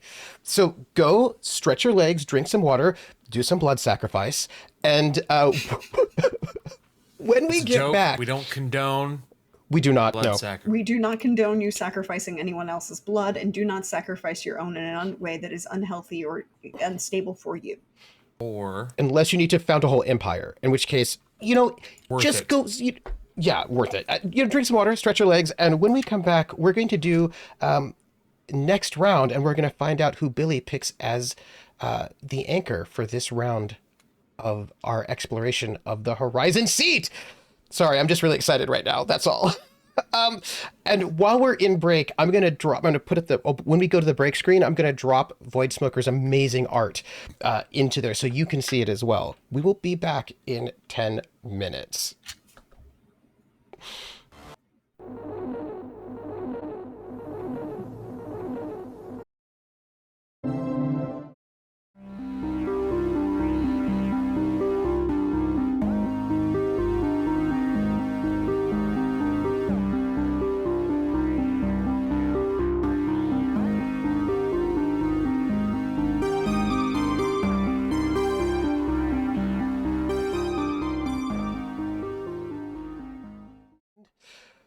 Welcome back, everyone. We are back for the second half of our second part of our Microscope Chronicle short shot, the Chronicle of Horizon's Seat.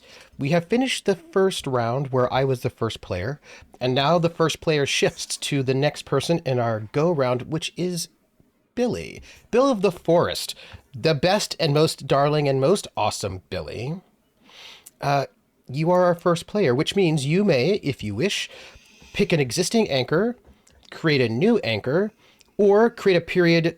If there's an anchor you have an idea for, but they don't have a period that they fit in, create a new period for them, and then make this anchor that will be who we're all going to focus on in this round.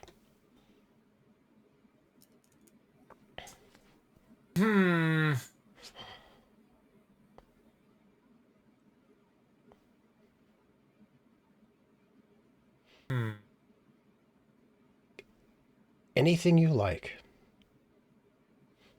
And for the audience, we currently have 4 defined anchors. We have Sodalane, who is a prophet who is in the very beginning of our of our chronicle. Woo! Woo! Oh, sorry about that, audience. You're seeing it so big.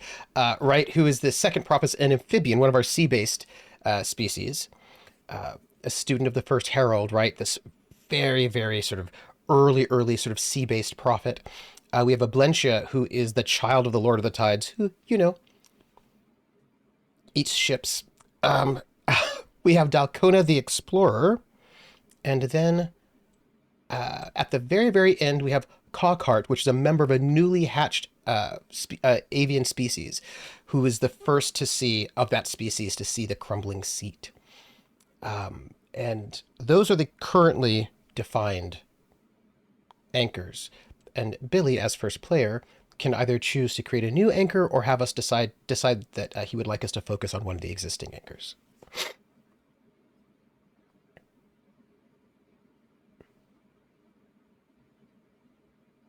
Billy's Okay, I'm choosing a new anchor. Do they exist in an already existing period, or do you need a new period? Check this out. Give it to us. Ghuul. Oh. Ghuul. And does Ghuul exist in the dawn of the Ghuulian Empire? Ghuul exists on the line between the death of tides and the crack in the seat and the dawn of the Ghuulian Empire. So I guess you could put him in the dawn as a period. Yeah. And let us say... Yeah, so then put Ghuul on top of a Blentia. Yes. I have to move it. Got to move it. Ghuul. Tell us about Ghuul. Ghuul has an empire that has yet to be.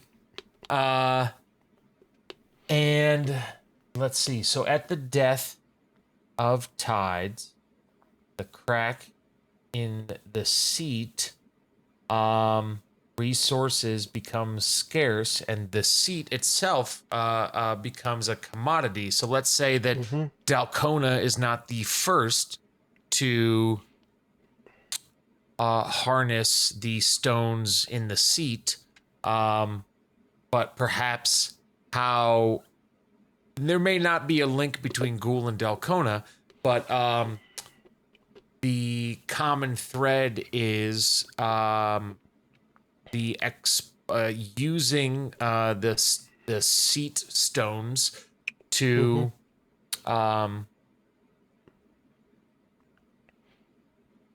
Because Dalkona, what Dalkona did was invent the way to use the seat stones for navigation.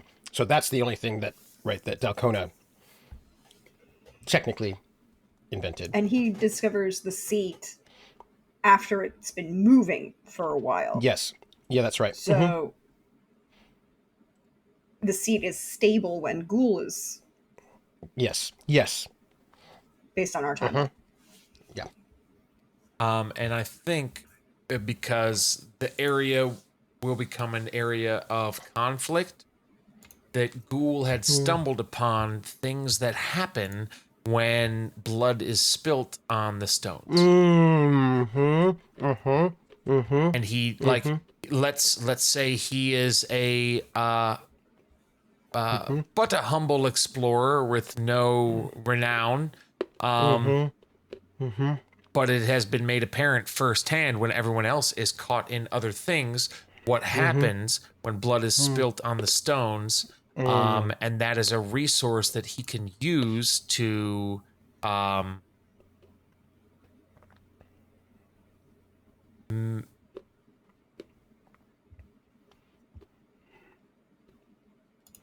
garner the resources of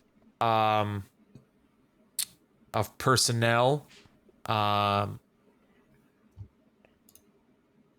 Perhaps these stones. Well, really, you just have to give us the concept of Ghuul, and then, and the description, and then you get to make your first thing. Yep. Ghuul. quite love it though.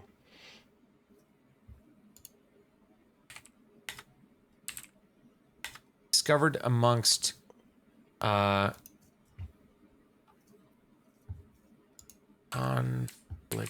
held on the seat. What happens when Yeah. blood is Yeah. spilled on the seat stones? And what does Ghuul look like?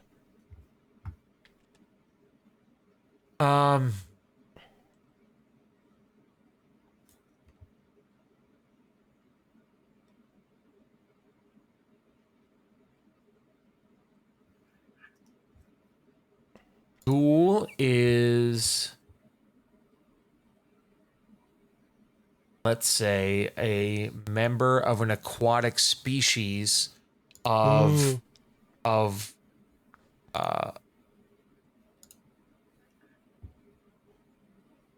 bipedal but like lumbering manta ray. Ooh. So they have sleek shaped bodies, but like thick limbs, small eyes, and the the odd underbelly mouth of like the rays. Creepy. Love it. Love it. I love our creepy manta ray Ghuul so much. So much.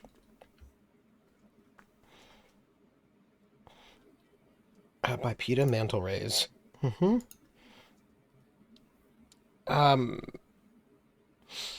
Oh gosh. Okay.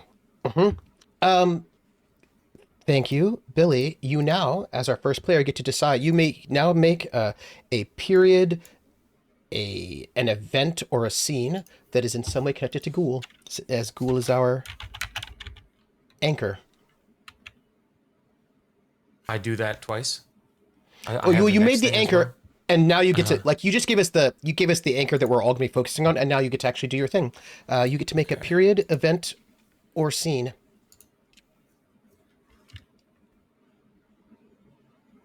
I think I'll do event. The event of because I feel like I've led into that so much already. The event of the first blood being spilt on. Oh No, the second blood, because ooh. The Lord of Tides was the first, was it not? Yeah. Yes, that's correct. Yeah. Yes. Ooh. Okay, event. Should I put that under Ghuul or under Celebrations Rebellion? It should go above Celebrations Rebellion because our timeline, right, is the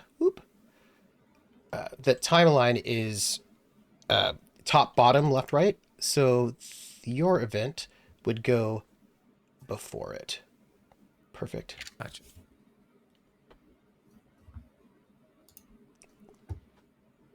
Oh, please, I love this. Tell us about this event.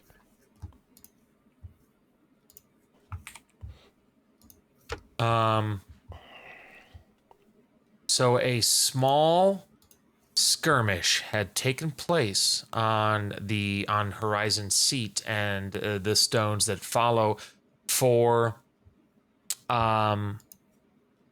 like a it's like I'm tired, so I can't remember, but like a pilgrimage. A pilgrimage to the seat stones of two separate groups at the same time. And Ghuul was part of a tribe where and he was like young and one of the like fresh, not as heavily weighted a member of his society, so he was standing in the back between the conflict. And when dialogue got a little too heated, something happened on accident, and that filled the air with a I want to say like the unleashing of a mineral, some sort of sparkly entity when blood is spilled on this stone that manipulates and enrages the minds of those close to it.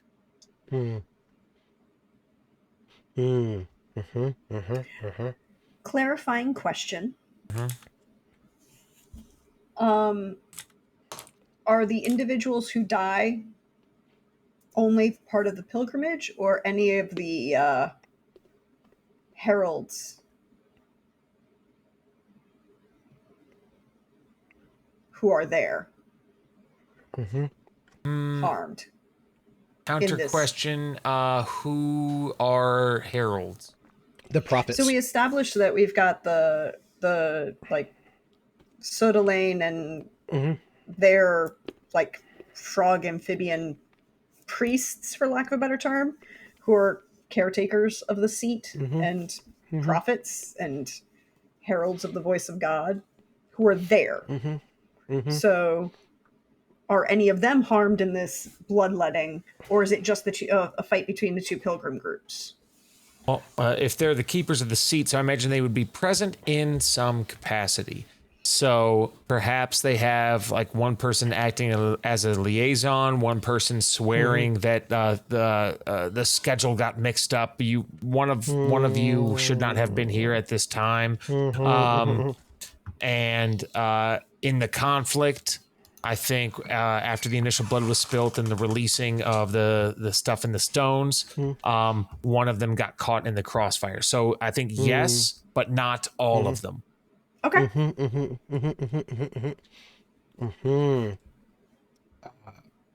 Is this light or dark? Dark.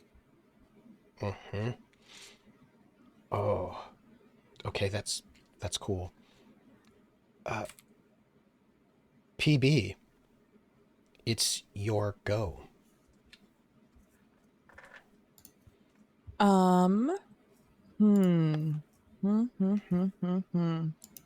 Very, very curious.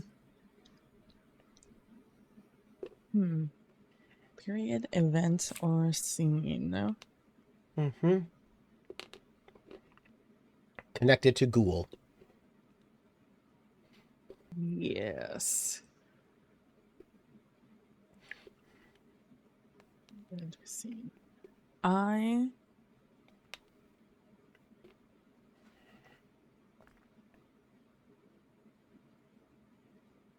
See, second letting and celebrations rebellion is what we have here. Under the dawn of the Ghuulian Empire. Before that is the Herald of the Prophecy. And remember, we can always place periods in between things that already exist, right? And events in between. Everything is open.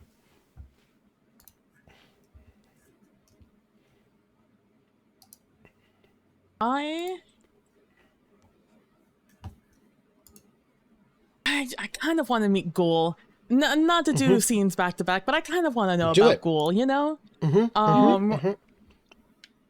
And I want to see Ghuul in his prime. So let's see. With a scene, it has to be in an event. Yeah, so I want it to be after the bloodletting. I wanted that to have happened for a while. So I guess it'll be the Celebrations Rebellion. So you want to... okay. Interesting. Yeah. But so that sort of implies that the Celebrations Rebellion is Ghuul in Ghuul's prime. Or as close to it as we can get with these events. Which means you might need to make a new event rather than a scene. I mean, they strike down the rebellion. Well, that's true. That's true. I wouldn't think... Yeah. I would think that the scene of him striking down the rebellion would be in part of the event of the rebellion. Yeah, absolutely. I agree. So, We'll go with Celebrations Rebellion. A scene in that. Oh, hold on. I have to pull up the PDF again. Why are they so far away from each other? Page 28. Okay. This is why bookmarks are your friend. The bookmarks are actually very good in this PDF. I just want to point out. Oh. Let's see. So pick event. Oh, a question. Yes. I want to know more about this individual. So what wild question do I need them to answer? Yeah, what is the yes or no question we want to know the answer to? Yeah. That'll let me know who Ghuul is as a person. So seeds, it's sentient beings around it, heralds included.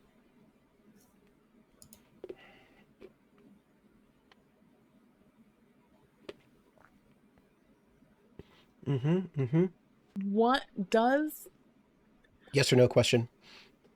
Will does does the where do I ask this question? That's the trick. I want, yeah. You know, they figured it out. Game designers, they figured it out. Will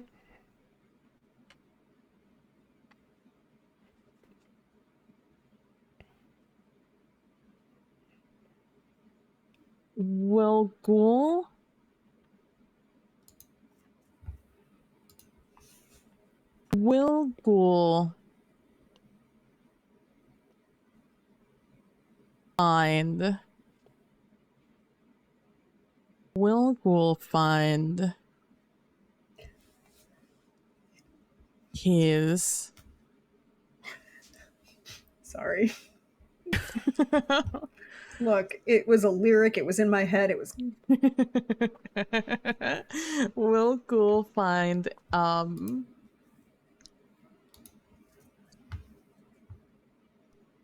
I be vague? I feel like that wouldn't be in the nature of things. Will Ghuul find the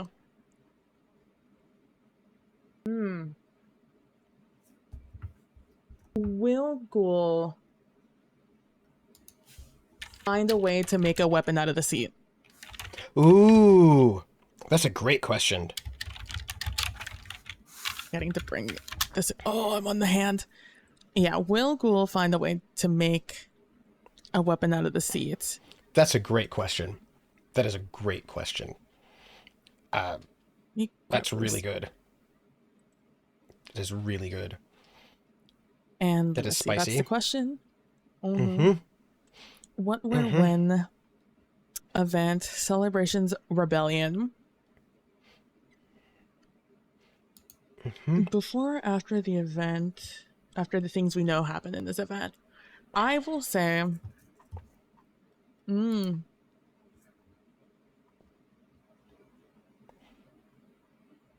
I will say it happens as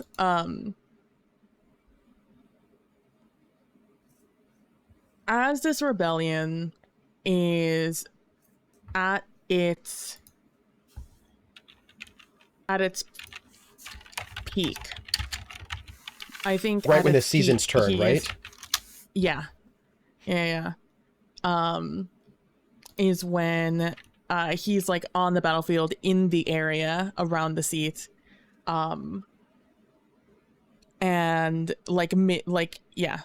at the peak of the rebellion, where taking place on the, I would say on the battle, like in between, in the strategy meeting, where in the strategy meeting, in like a tent of some sort, taking place near the basalt, on the basalt delta, not at the seat, but like near enough it, because I don't think Ghuul is the type to want to let it out of its sight right now, especially knowing about the bloodletting and such. What's happening right now, a lull between battle,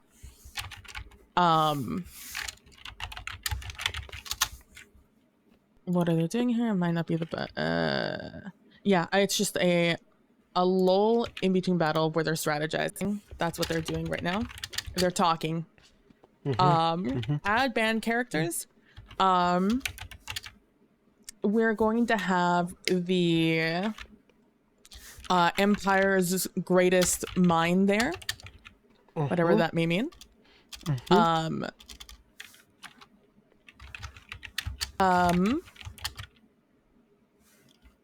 We are not going to have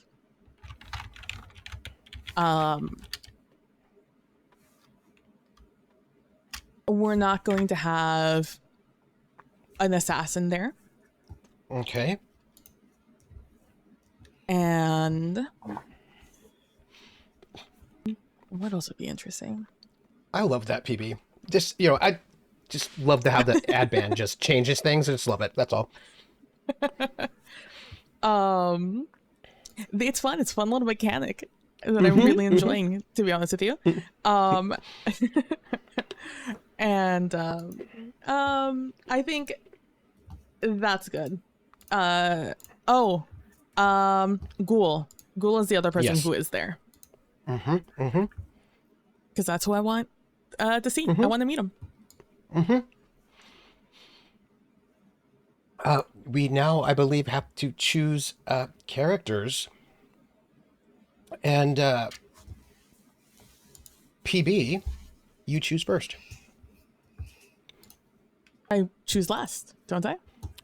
No, you're right. Billy, you choose first.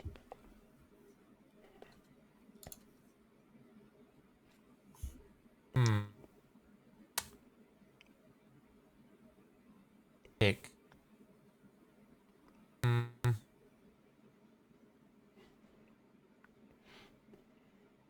I guess I'll be Ghuul.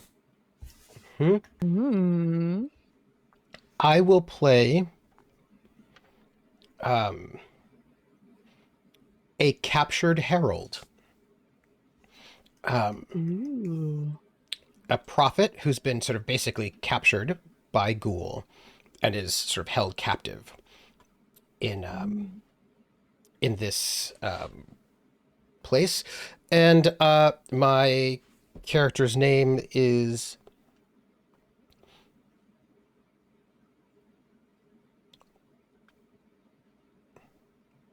Garland. And I am the herald. And Garland is actually from one of the land species rather than air or sea. And Garland is from a land species sort of descended from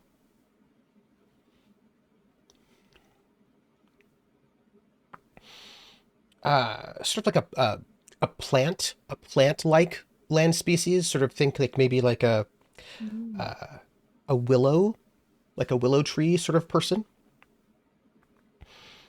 Yes, and is also a youngish sort of herald,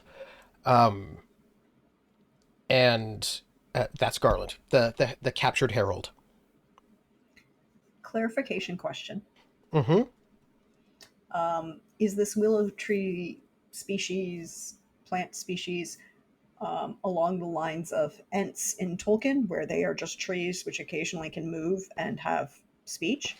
Or are they closer to like the Neti in Star Wars, which are bipedal humanoid species that can permanently turn into trees and kind of like go into a hibernation period, but when they are moving around, they look much more humanoid with branches and hair. Well, not hair, but branches and things, but less great tree question. when they choose to move.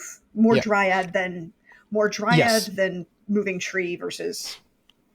Yes, great question. And they are more dryad, right? They're sort of like they're more humanoid. They're bipedal. They're humanoid looking eyes and all of that. But they have got leaves rather than hair. And they are recognizably humanoid, but they have sap rather than blood, right? They, well, sap is their blood. They have arms, they have legs, they have like a head. They're more dryad than they are ent, and they are the kind of what their bodies look like is sort of thought about is like you would relate that to the kind of tree they are. So this person is a willow tree based person, is sort of thin and lithe, as opposed to an oak is usually a bit like stronger and like burlier. These folks, but their arms are a little branch like, but they're kind of like they kind of like overlay a tree onto a person, and that's the kind of vibe you get for these species. So like the willow nymphs in Fantasia. Yes. Okay. Yes. So they're not ents though. Like they're not like big walking trees. They're like More dryad nymph than. yes. Okay. Cool. Yes. I guess it's me, It is. and we've confirmed for me again, PB. We've said that Ghuul had to be there. We've got that Yes. in Billy. We've said that Yep. the assassin can't be there, Correct. and The The Empire's greatest mind mind. has to be there. has to be there. Yep. And okay. And that's it.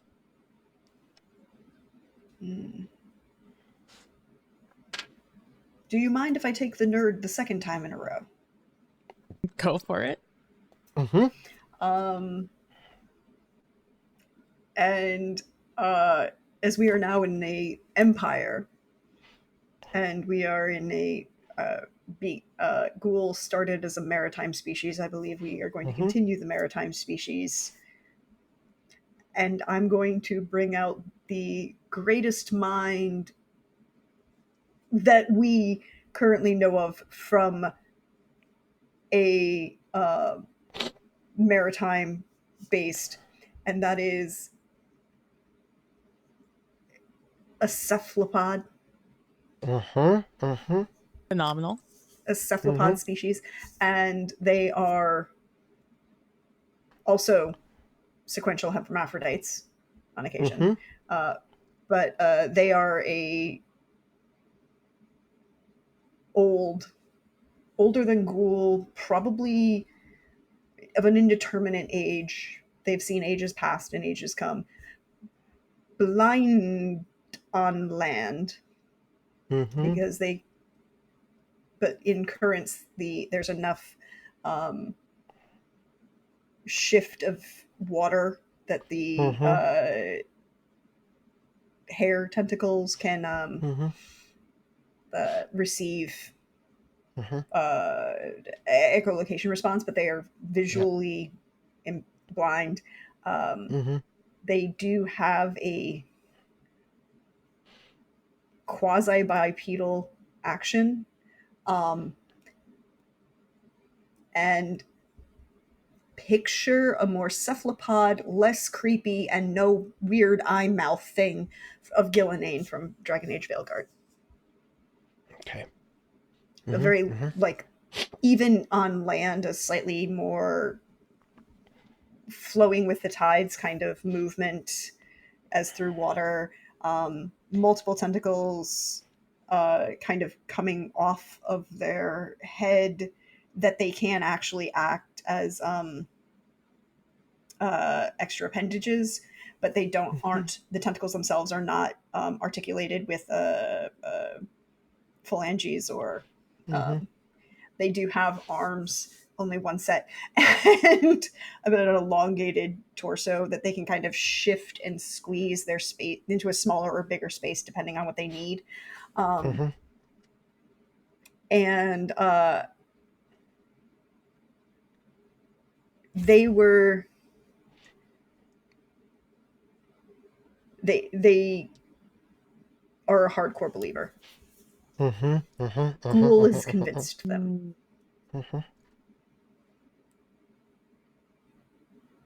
Okay. PB. Have you chosen? Oh yeah, you did. Yes, The young Willow. Then I shall be a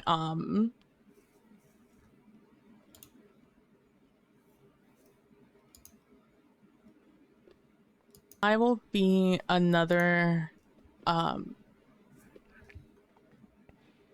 what's under a general? well, Many there are multiple levels of ranks. general, but Like right below. Yeah. colonel. A colonel.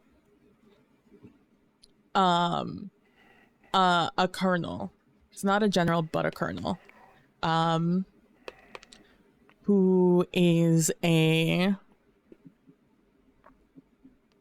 did we say what Ghuul was? Yeah, a manta ray.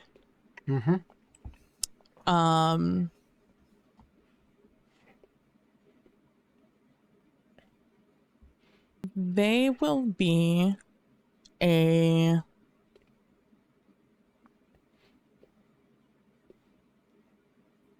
I think they will be this amphibian species that is, tall, kind of looks like the Frog Prince. Vibrant colors, though it's hard to tell under their hard armor made out of different husks of hardened fruits and parts of scales found on maritime terrors. And they're fully armored up. You could see some of the dried viscera still on their armor from a battle recently had, and they're standing there with the at this table. It is ramshackle. It is like foldable, like less sophisticated than the foldable table, but it does the job. It has a map of what appears to be the coast, going inland quite a bit.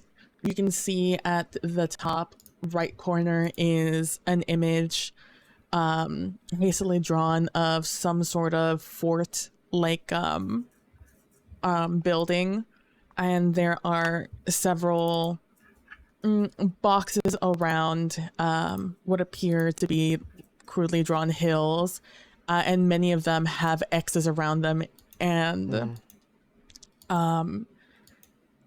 you see in the writing system that they have names of what you would assume to be like villages of sorts.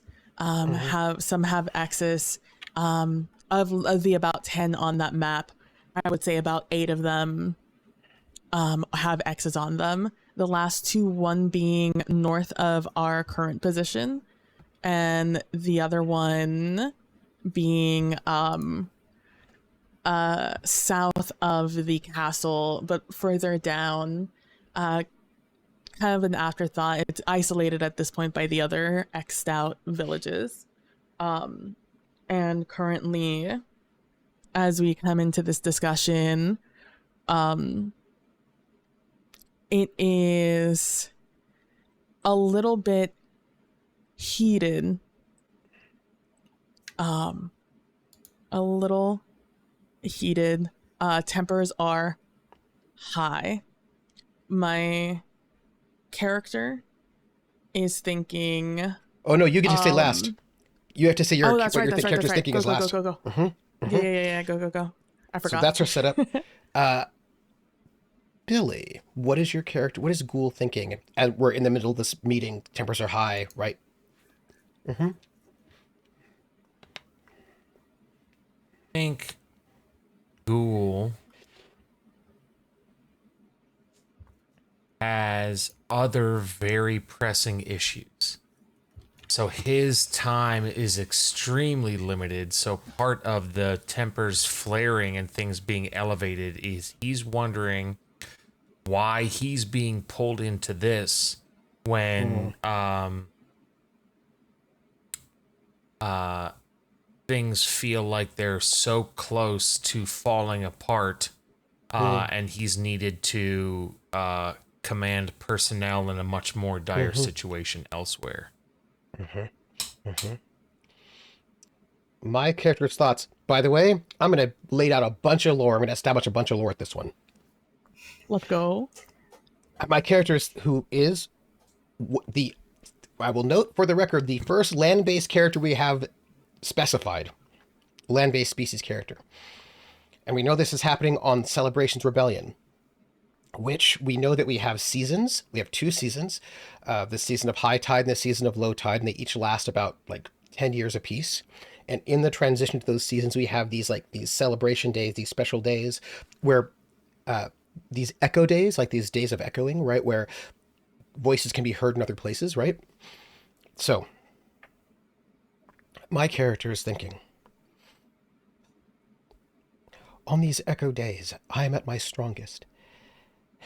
And we are transitioning from high tide to low tide. And once it is low tide, the sea peoples will be at their weakest. If I can just hold off and keep the secrets of the seat until after the days of echo move into the season of low tide, I think I'll be safe. I just have to hold on until then.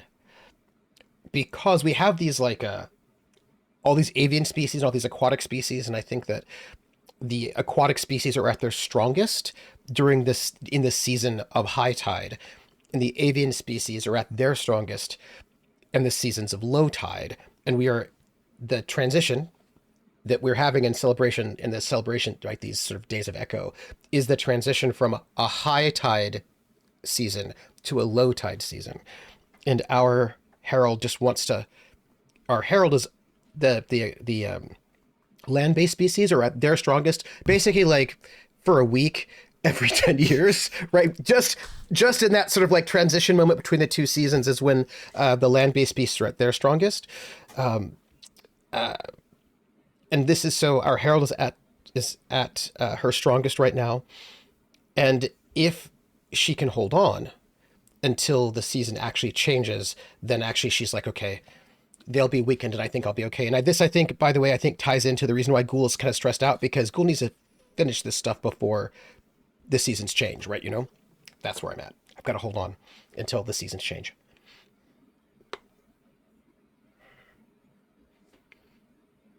Our cephalopod.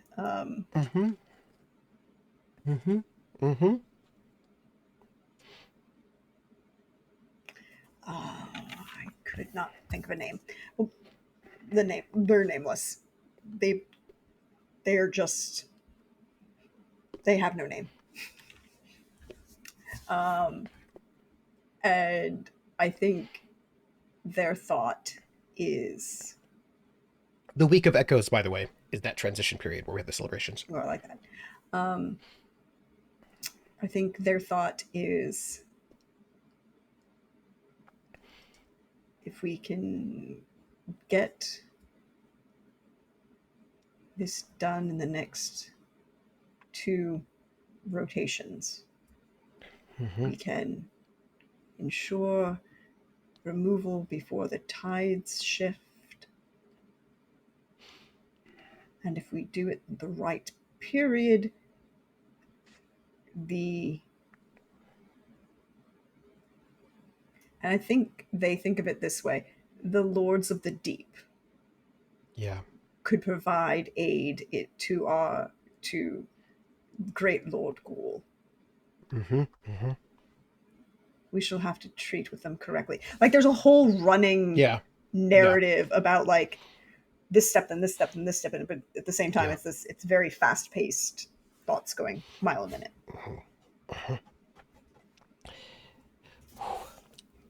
Kick us off, PB. We know what we're thinking. Oh no, we Oh. don't.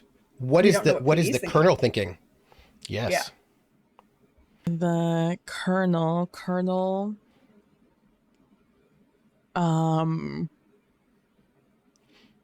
what's the name of the other guy?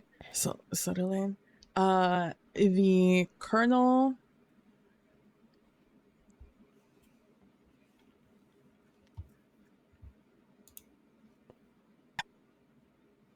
I'm glad I thought about that name before I said it out loud. I was about to say oily, but it started with an A. But I thought about saying it before I said it aloud, so we're just gonna nix that one. But you know what? We'll flip it over. We'll call the Colonel Iole, and they are sitting here or standing here, Full of viscera. full of viscera,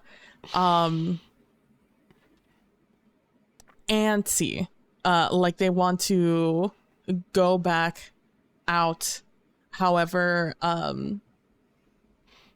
duty keeps them here and with their emperor, Ghuul.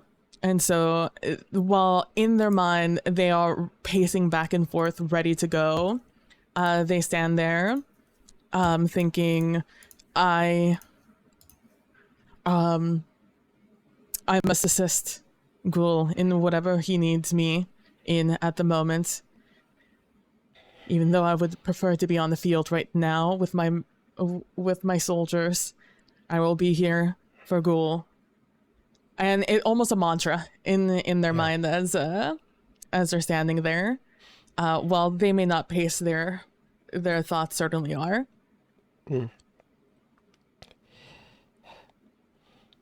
No matter what Now, it is, you should let go of this fight.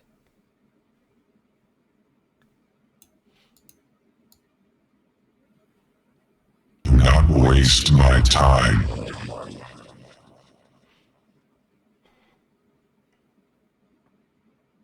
I shall speak not at all. as a reminder, the question we're trying to answer is, will Ghuul find a way to make a weapon out of the seat?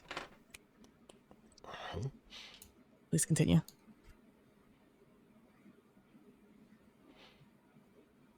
I have pressing things to attend to.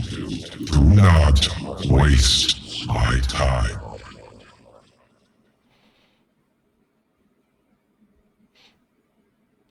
Garland keeps their mouth shut to reveal nothing. Colonel,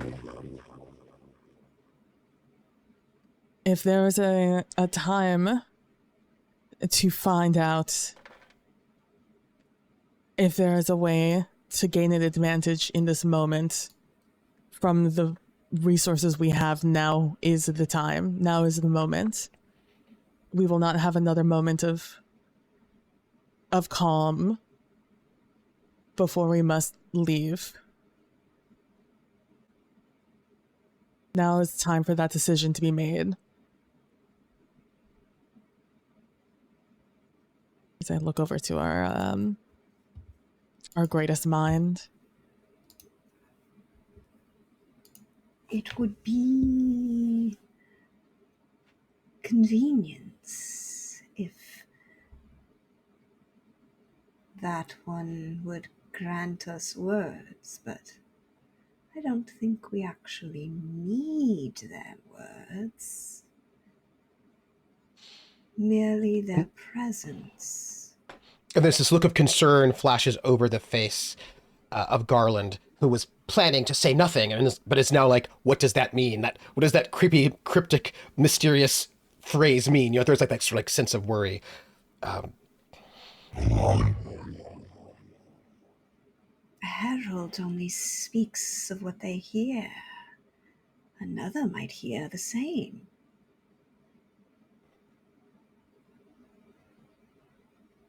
There are voices in the deep, great Lord Ghuul, but there are voices on the wind as well.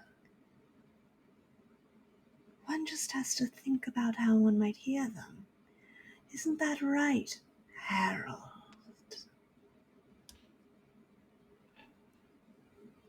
The gods will not speak to you on this week of echoes. They will not aid whatever abomination you are aiming to do. The horizon seat is for enlightenment, not for destruction. Oh, so it can be used for destruction. That's good to know, Harold.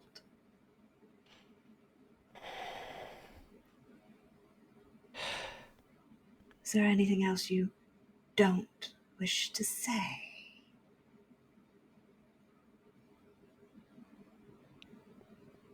Sodalane listens to all.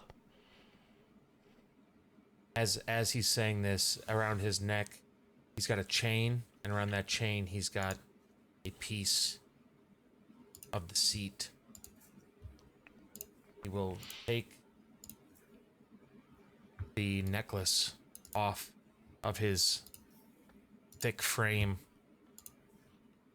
and place the stone against his slippery palm.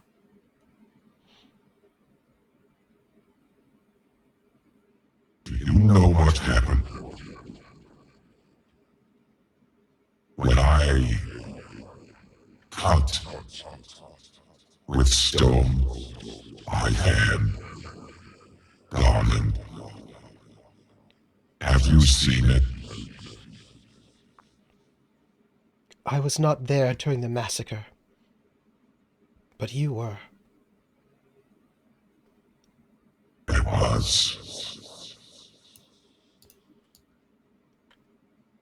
Colonel, nerd, a happy moment in private with our guest. As my lord commands. Of course. And I think our advisor literally drifts into the water. Ooh.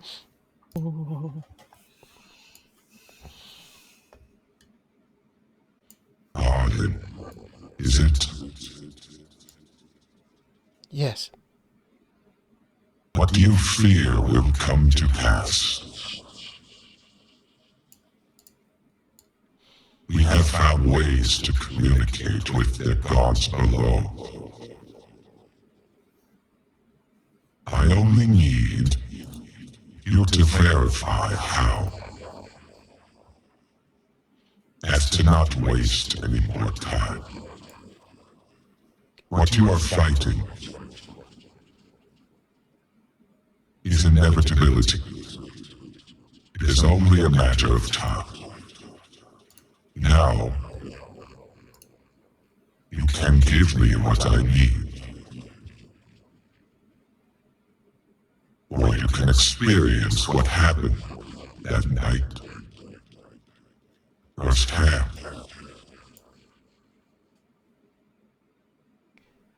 Ghuul,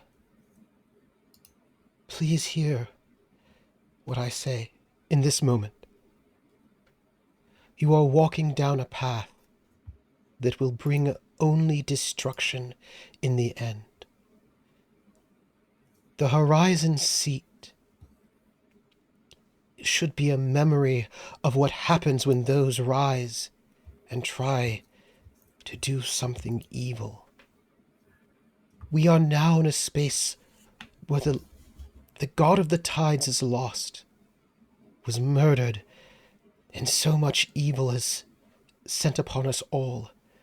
We have to try to make amends, to heal the seat, and that's not what you're doing. Can you not think about something? You think us evil? For taking power into our own hands? To not be at the beck and call of those from the heavens and below? We are forging our own destiny, darling. We have the power to choose. We have the power to protect ourselves from the tides. And you choose to ignore this for your feeble traditions. If you Your would not traditions fight... put us all at risk. No. If you would not fight against the tides, but flow with them, and realize that the tides are not only in the water, but also in the air. There are tides of the air, the tides of the water, the tides of land, and if you could coexist with all of them, not struggle against them, then we would all reach a greater knowledge. And peace. Will you give me what I need? I will not.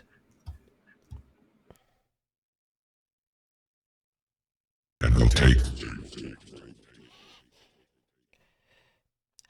We'll But you take the can't. stone. You can't. Fear, right? That you can't is more like hopeful you can't than definitely you can't, right? It's the, nope, certainly can't. You take the stone.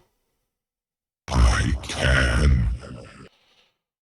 And then he will cut his hand and wrap the blood around the stone and walk out of the room. And as he walks out of the room, just the precise distance away from Garland as he sits there, drops the bloody stone onto the floor and leaves the tent and lets Garland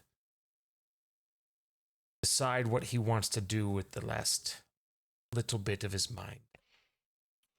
So, there are some rules about this moment in the game. So it is, when there are conflicts like this, when we fight, if what you're doing answers the question, you get to describe how it turns out. Otherwise, what happens to other characters? Otherwise, you describe what you do and what you intend the encounter to be, and the other player gets to decide the result. You've given me this, I will decide the result of this. And I think what happens is, Garland is not certain what is going to happen with this drop stone, and is determined not to reveal any secrets. But this is the Week of Echoes. And as the stone drops with the blood around it, there is you can hear the sound of the stone dropping, and it echoes throughout the tent. And then the echoes start, feeding back upon themselves, getting louder and louder and louder. The echo of this dropped stone that is a piece of Horizon's seat. And as it gets echoes, there's this feedback loop. It gets louder and louder. And Garland, determined to say nothing and to speak nothing, shuts their mouth. But the voices that Garland has heard from the past and into the future start echoing back in the feedback loop, echoing until it starts to emerge. Garland does not speak of their own free will, but this is, as we have determined, the Week of Echoes, when sounds echo far and wide, and that is not only space, but also time.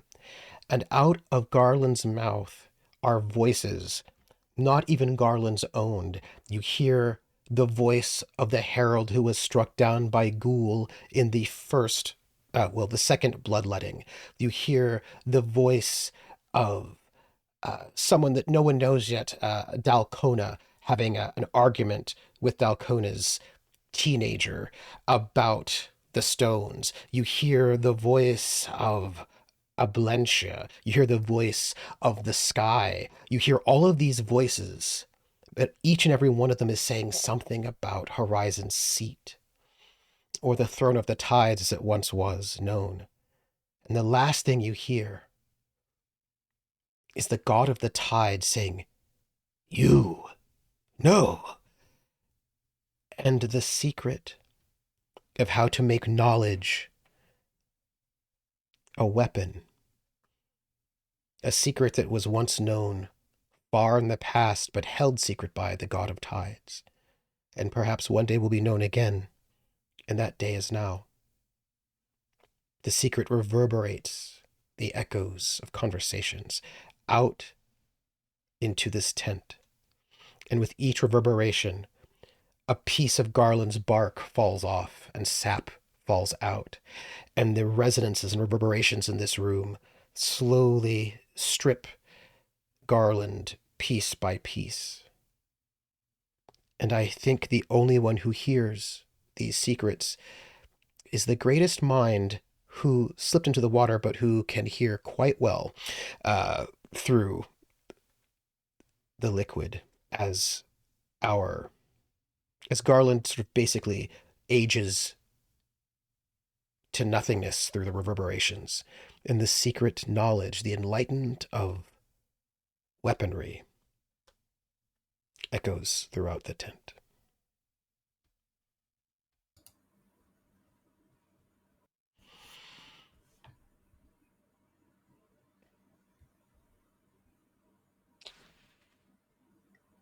My lord.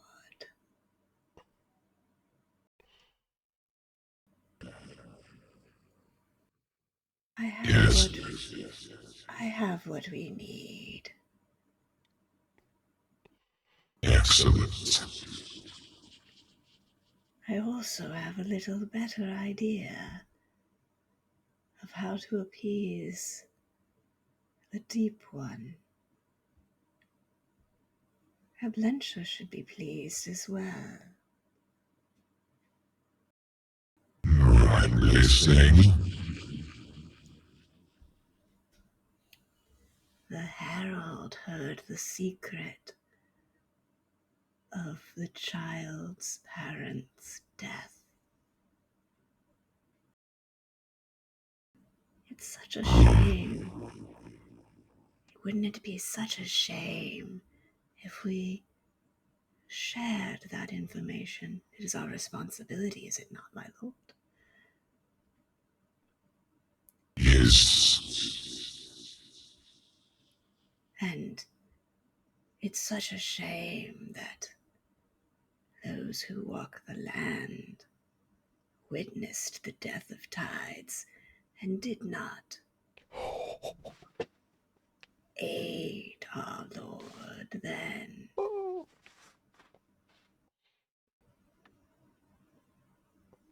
The bargaining chip.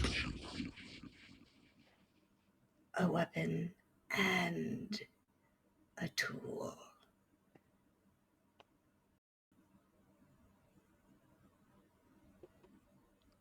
Well, that's that scene. Oh my goodness.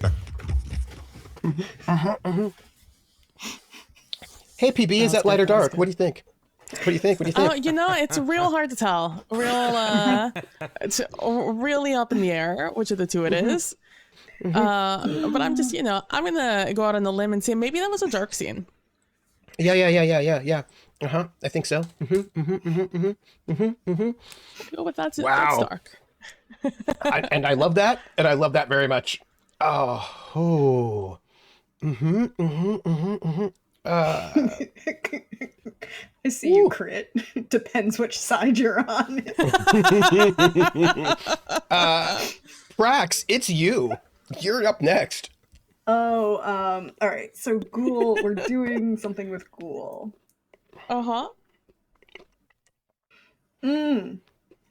We did just give Ghuul a nuke, so do with that as you will. A nuke and propaganda. A nuke and propaganda and lots of things. So much more. Cephalopods are great. They're also evil. A little scary. I love it. If you think that house cats are inherently assholes, look up octopi and understand how much they just beat up on other sea life just because they can. Yeah, it's true. They are assholes. So I think this is going to be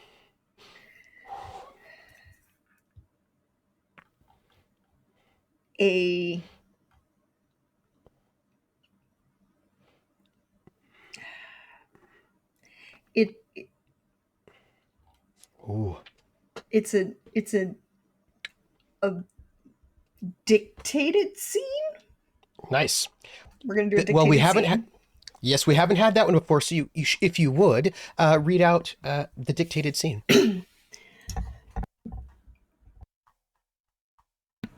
Sorry, just clearing my throat.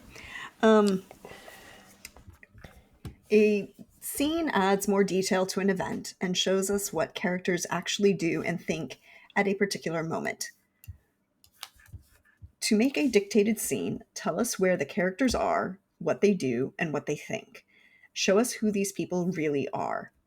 The smallest level of history is a scene, a particular moment inside an event that shows us what people did and thought. Pick an event. The scene must be inside an event.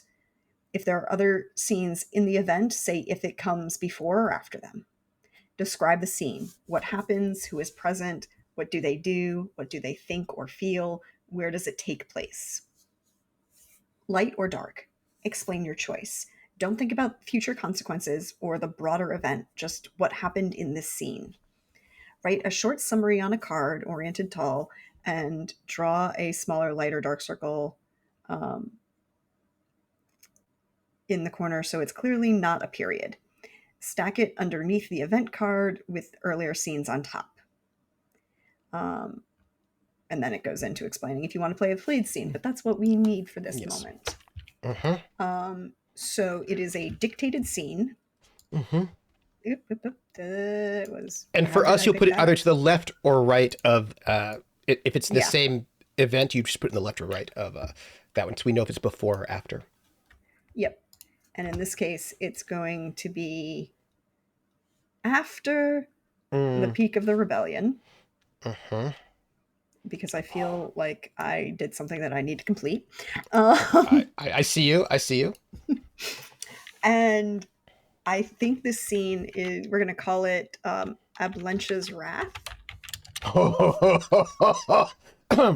Interesting. Go on.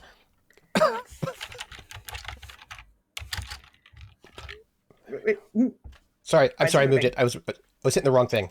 I was looking for something else. I was like, why am I moving? I should not be moving. All right. Ablencha's That was Wrath. actually Ablencha. That's right. That was Ablencha. Okay, that's fair. That's fair. A giant kraken child of tides. Just move that over there. And I think what we see is the advisor shortly after that conversation with Ghuul.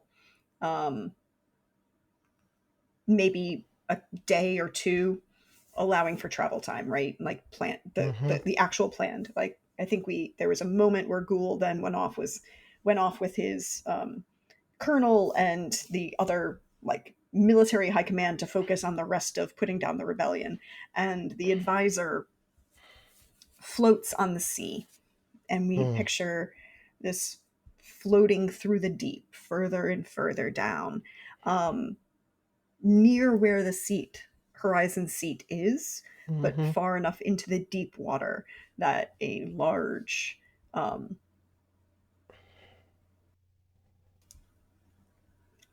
amorphous being in a cave underwater, because we haven't met Ablencha yet, so right, except as a giant sucking maw. So the actual depiction is yet to be seen.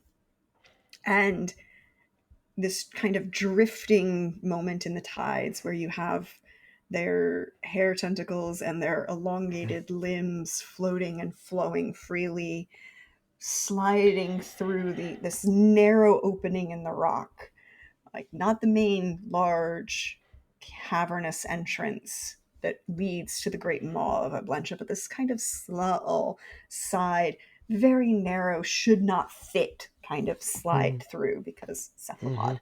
And they float forward to the moment of just this kind of like little outcropping, almost as if it was a place of where one might engage in dialogue and respect. And we see as the camera just kind of pans around, and there's a shift in the water and like this rising of dirt and sand coming up that darkens and muddles the view even further. So in this deep dark place, you can't actually see what Ablencha looks like, but we see the advisor shifting, and like the whites, they're like the cataract white covered of their eyes kind of floats forward, and you hear their voice as they say, "My lord, I've come from the great Lord Ghuul. He gives you this information freely and with blessings upon me. It seems we don't have a name for the dryad species, but we'll, Make it up. the dryads witnessed the death of thy parent at the death of tides, and knew who murdered your parent and withheld that information from you. They claim that the seat of tides grants the voices of the gods, and it is through their claim and protection that they hold the blood of your father as sacred, but do not remove its stain from his throne.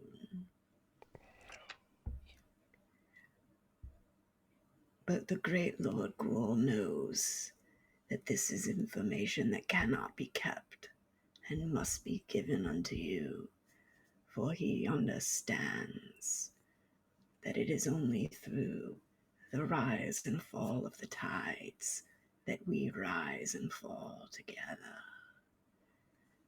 And I think there's a continuation of a very particularly phrased depiction of what was said on those echoes, reworked slightly to be a little more targeted to the actual land-based species that are closest to the horizon seat. Not, interestingly enough, the amphibians who have been the heralds for decades, but the land-based species. And then we see the actual rise of this great creature of Maw begin to shift and move out of the water. And the cephalopod advisor quickly, because you can do this as a cephalopod can actually do this. This is cool. In using their, not pheromones, but like electrical impulses along their tentacles to extend information, so that they can, through their extended electrical information tentacles from their electrical information, because we've confirmed that there is no high magic in this world. They can long distance project this information to a member of Ghuul's entourage, like his personal bodyguard or whatever, who stays near who specifically has to stay near this to the water, so that they can receive this information from the advisor when necessary, to provide it as like a telephone to, or more accurate, to a telegram to the Ghuul. And I think the phrase is purely is like, the tides are rising and a Blencha comes. And we just see this giant tidal wave rise over horizon seat and crash down, drowning probably a massive percentage of the rebellion, and whatever land-based species were stuck there. Sucks to be them. Yeah, it does. But is that light or dark? I don't know. Yeah. And I guess the question is, I know this is a dictated scene, and I know that I should be able to answer this, but I also want to give the point out. Did Ghuul remove his troops based on the warning that was given, or did Ghuul? Well, we did say in the peak of the rebellion that they did, in celebrations of the event, that they did have some losses of their own, right? The Ghuulian Empire was injured. So I will say that, so then my question is for... But the rebels were decimated. Yeah, so the rebels all are destroyed. The rebels are destroyed. Massive members of this this tree-based species are gone. And I will say that is given who Ghuul is, or at least what we've seen of Ghuul, would it be inappropriate to say that he moved the most important troops, but didn't necessarily, left just enough to be Contingency. yeah. I mean, you have to keep them there somehow. Otherwise, they might spread out. You have to concentrate the rebels. Yeah, so used Yeah. a few sacrificial Yeah. troops, Yeah. and people that weren't important anyways. Possibly, Yeah. possibly those who might have been in sympathy with the rebellion or something. Anything that you could do, and it's like, oh no, but he couldn't do anything. It was the giant Lord of the Tides. It was Blench's wrath. It wasn't him. Yeah, I mean, what can you do? What can you do about it? Ooh. It's my go, and I'm also going to do a dictated scene. But this dictated scene is going to take place inside of the event the seat begins to wander. Mm-hmm. And this scene, inspired by all of you all, just for the record, this scene is there we go. So this scene has 3 people in it. In this scene, the 3 people are Ghuul's twin brother,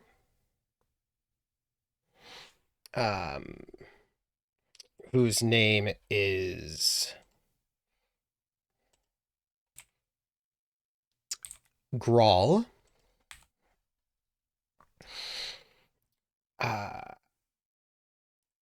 who is one of these amphibian sort of manta ray type species. Also within is Sarlo, who is one of these sort of no, it's not Sarlo, it's Ghuul, who is Ghuul's brother.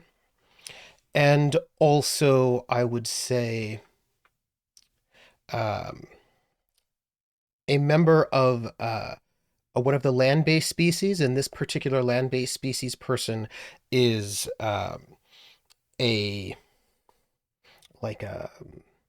this one is going to be sort of like an oak, sort of an oak tree type person.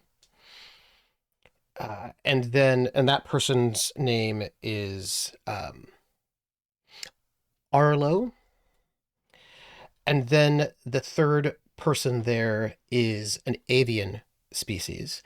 And this is going to be an owl type person, an owl-based species named Winslow. And all 3 of these people are heralds. And they are very specifically the 3 oldest and wisest heralds and prophets. And they are a trinity. They are like a very special, there's a very special core in this particular trinity of prophets are on the horizon seat. And they are conducting a ritual. And at this moment, right, the Ghuulian Empire is doing a lot of stuff. I'm going to just point that out. A lot of things. They have a lot of knowledge, and they're using that knowledge in many, many ways. They are probably not the only ones. And these 3, some of the most knowledgeable, learned, and dedicated, are about to create a ritual. And that ritual will cause the seat to wander so that it can no longer be used by those who are using it for ill. It was going to basically take away knowledge, right? If the Horizon Seat is a space of enlightenment, but people are using that enlightenment in a dark way, they are going to craft a ritual which is about seeking the intervention of the gods of the sea, the land, and the air to set the seat adrift. And Ghuul is feeling guilt and worry for betraying his brother, his twin. And Arlo is thinking about all of because land-based peoples are actually very small. There are not that many of them.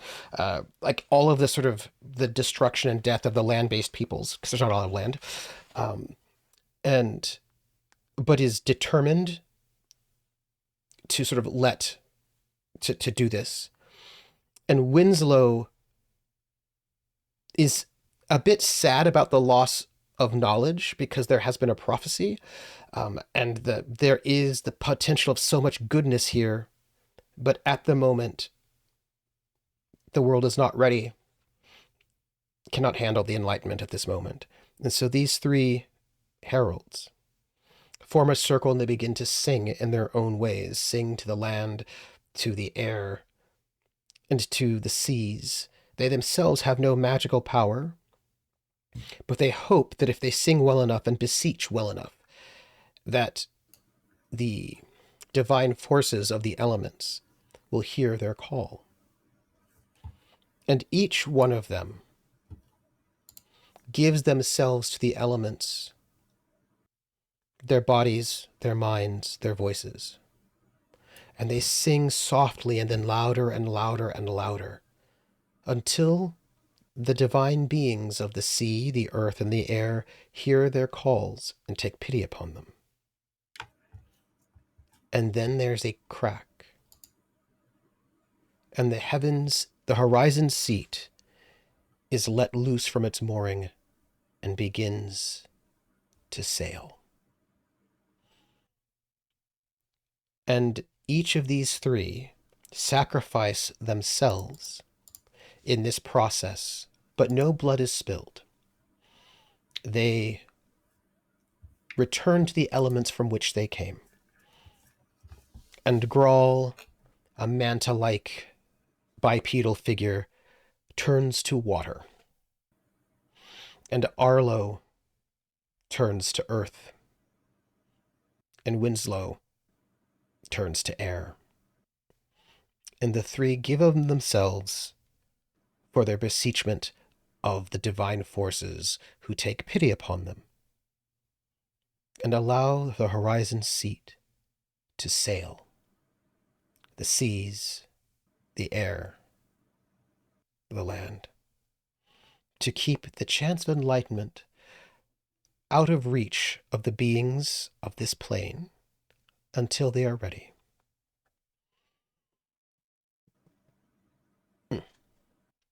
That is the scene.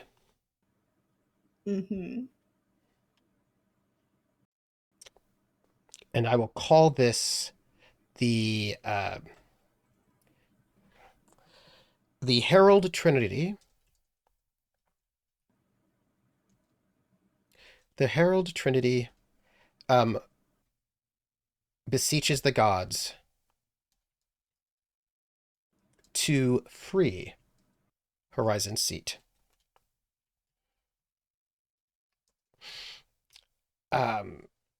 And I think that this is, for this moment, it is a light scene. I don't know if it will be a light scene forever or what other kind of consequences that will have, but this sort of great sacrifice by the heralds is achieved to sort of remove the ability of, to remove the ability of the beings to sort of misuse enlightenment in this way, and the Horizon Seat itself. That is my dictated scene. Which means, Billy, you get to wrap up this round with one more of your own before we get the free roam.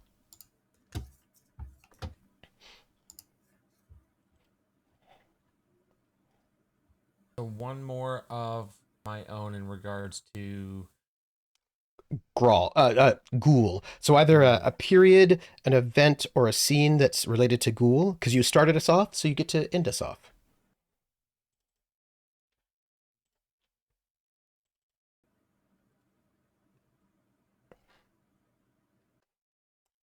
Grawl. Ghoul's twin brother. And I'm just gonna write up that scene.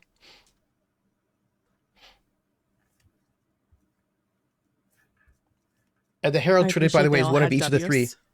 Yeah, and they're each each of the each of the elements is represented in that special task force, right? The special Trinity.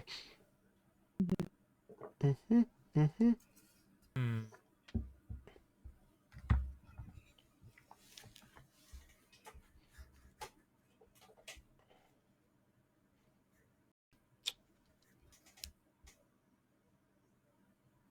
One more Ghoul-based thing. sorry, thought I heard my cat peeing. Let's see what how does this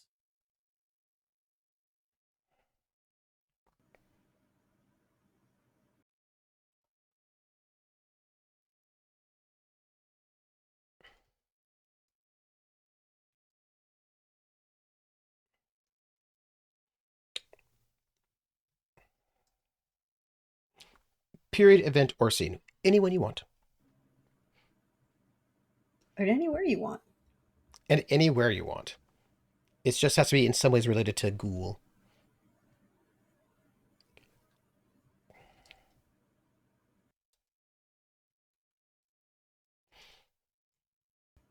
hmm.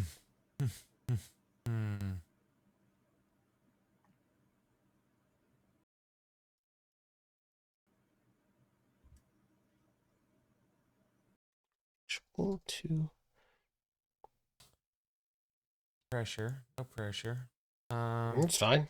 We're here.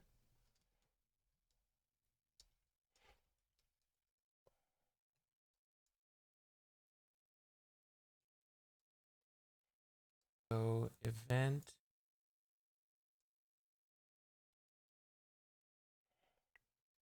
and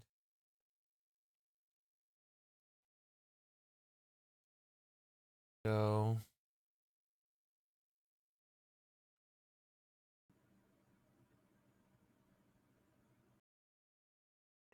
And for an event, we just need to know which period it exists in.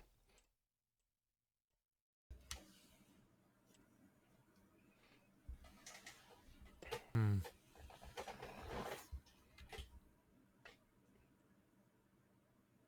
Boop.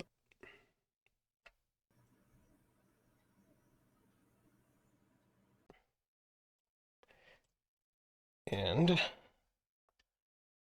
we are making our map a little bit bigger. It's very nice. Whoop. So tell us, dear Billy, which you're looking at the making an event in the Dalkona Wars? The Dalkona War. And the event will be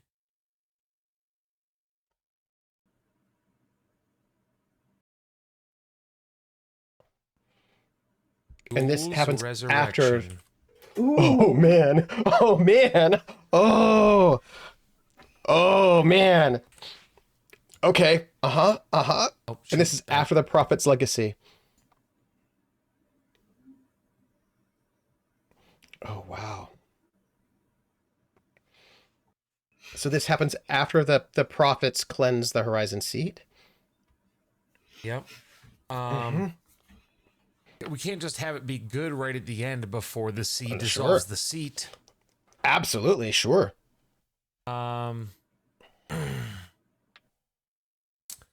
In So we will go to say that because the only folks that know what happens when blood is spilled upon the stones are the navigators of the ships and those that witnessed the initial, the second bloodletting and made it out alive, and Ghuul and Ghuul's mastermind. And he would have shared that with the colonel as well.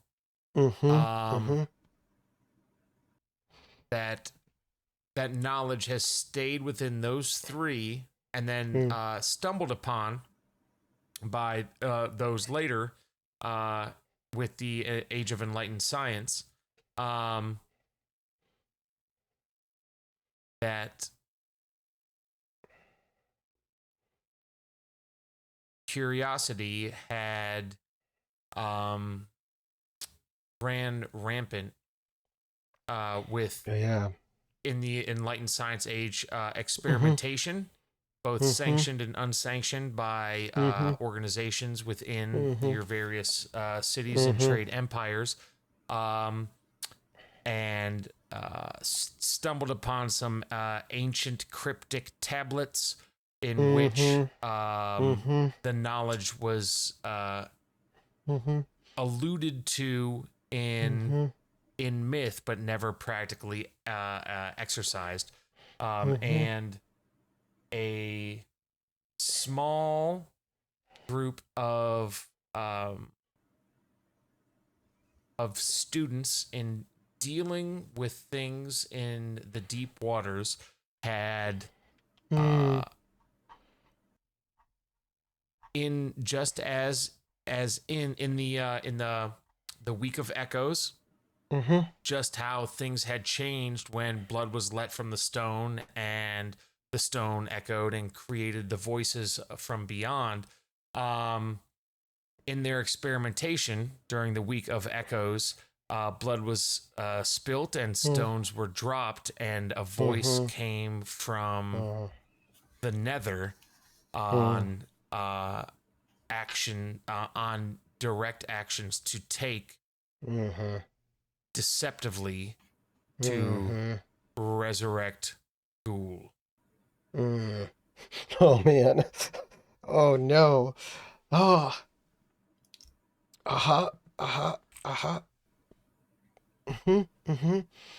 Oh, experimentation leads to Ghoul's resurrection. That's is that a light event, Billy? I'm afraid it is not. I was just my good friend. I am afraid it is not. Oh, all right. So the last thing that happens is the free roam, which is the person above Billy gets to make one period event dictated scene or anchor anywhere in the history as like a jumping off spot before we move. And that would be me. And I'm going to make a period because I have been inspired by everybody. And I am going to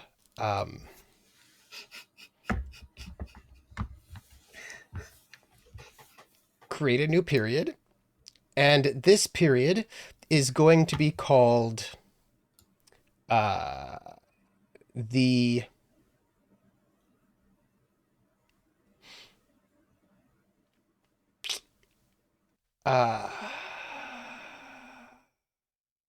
actually, I don't think I actually have to make a it's an event. I think I can do this. Because I think this will all fit within the Age of Commerce. I think I can do that. Ooh, I can make an anchor. That's what I'll do. I'm going to make an anchor. Oh, is it an event? It's an event. It's an event. It's an event. It's going to be an event. But it will be within the third Age of Commerce. And it is going to be, let's see, we need an event. Let me copy paste one over here. Hello, event. Yeah. The thing is, I know exactly what I want. and I just have to figure out the best way to what's the word? Is it a period? I think I could make it in the period of the Age of Commerce, which I think will be fitting in its own way. And what I'm going to do is I'm going to say, but it's also could be a person. You know how these things are. I'm going to make an event, and the event is the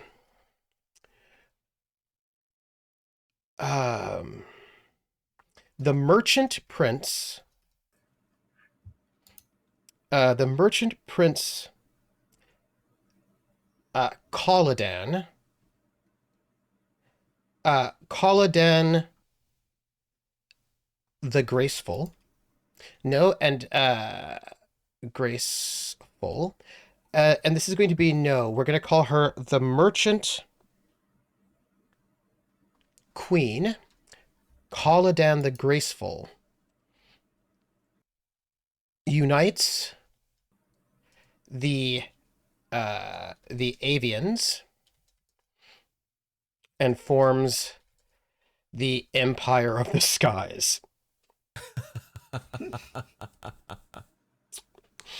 So the thing that happens is we've got the Ghuulian Empire. Setting up an axis. Is there an axis now? Here's the thing. The Ghuulian Empire is the empire of the seas, and they're doing a lot of stuff. And some people are like, interesting, how very interesting. And, they can be used for propaganda purposes too. And these merchant queens and princes who are all pirates, sky pirates, etc. She's able to unite them under the third age of commerce to create this very, it's like a very mercantile exploration sky empire. She's Venetian. Yes, she is. Right. This is what it is. I'm like, you're making it complicated. She's Venetian. Yes. But so we have this. So basically, is in this reaction to the Ghuulian Empire, we get this sort of this avian empire, right? That sort of comes up in opposition. But I'm going to note that this is also a dark event because it's not like this empire of mercantile Venetians are friendly and lovely. Do you know what I'm saying to you? Like, they are also, there are large forces that are all now set up, right, in perhaps not the nicest ways ever, but that is what they're doing. We have the Empire of the Skies that has risen up as part of the third age of commerce. And, we've got these well-established trade routes, which means they're like now, what's the word, monopolizing them to squeeze off the Ghuulian Empire. It's going to be big forces. Can't there just be any nice empires? Ooh, maybe. Just do good things. Well, if you ask the Merchant Queen, she's saying she's doing all the loveliest things. You could ask her. She has very good things to say about her empire. Yeah. That, by the way, is the end of round 2, and I believe the end of our stream for today. And next week, PB and Prax will be having their rounds, and that will end our Chronicle of Horizon Seat. So, no pressure.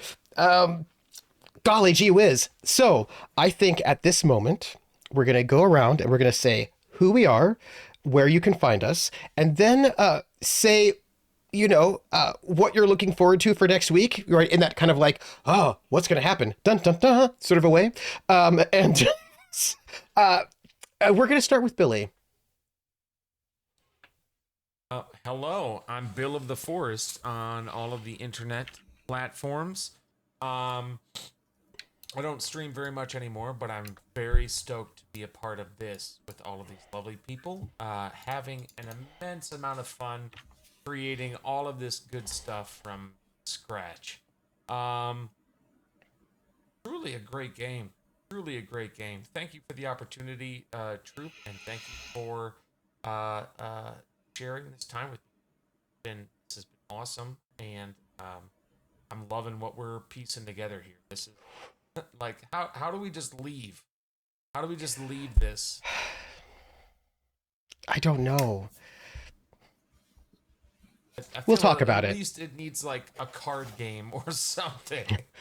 We will talk about it because again, there are some questions about what you know what? Go ahead, just keep going. I just have all the questions in my mind. In my mind, all the questions. I don't have anything else. I'm like, we get a day. We get one day to flesh all of this out, and it feels like we're just started. I know. Yeah. But this was absolutely awesome. Thanks for hanging out and thanks for watching. This, man, I love games. Games are the best. That's it. Okay. Let's go up next to PB Plays Inside. Who are you? Where can we find you?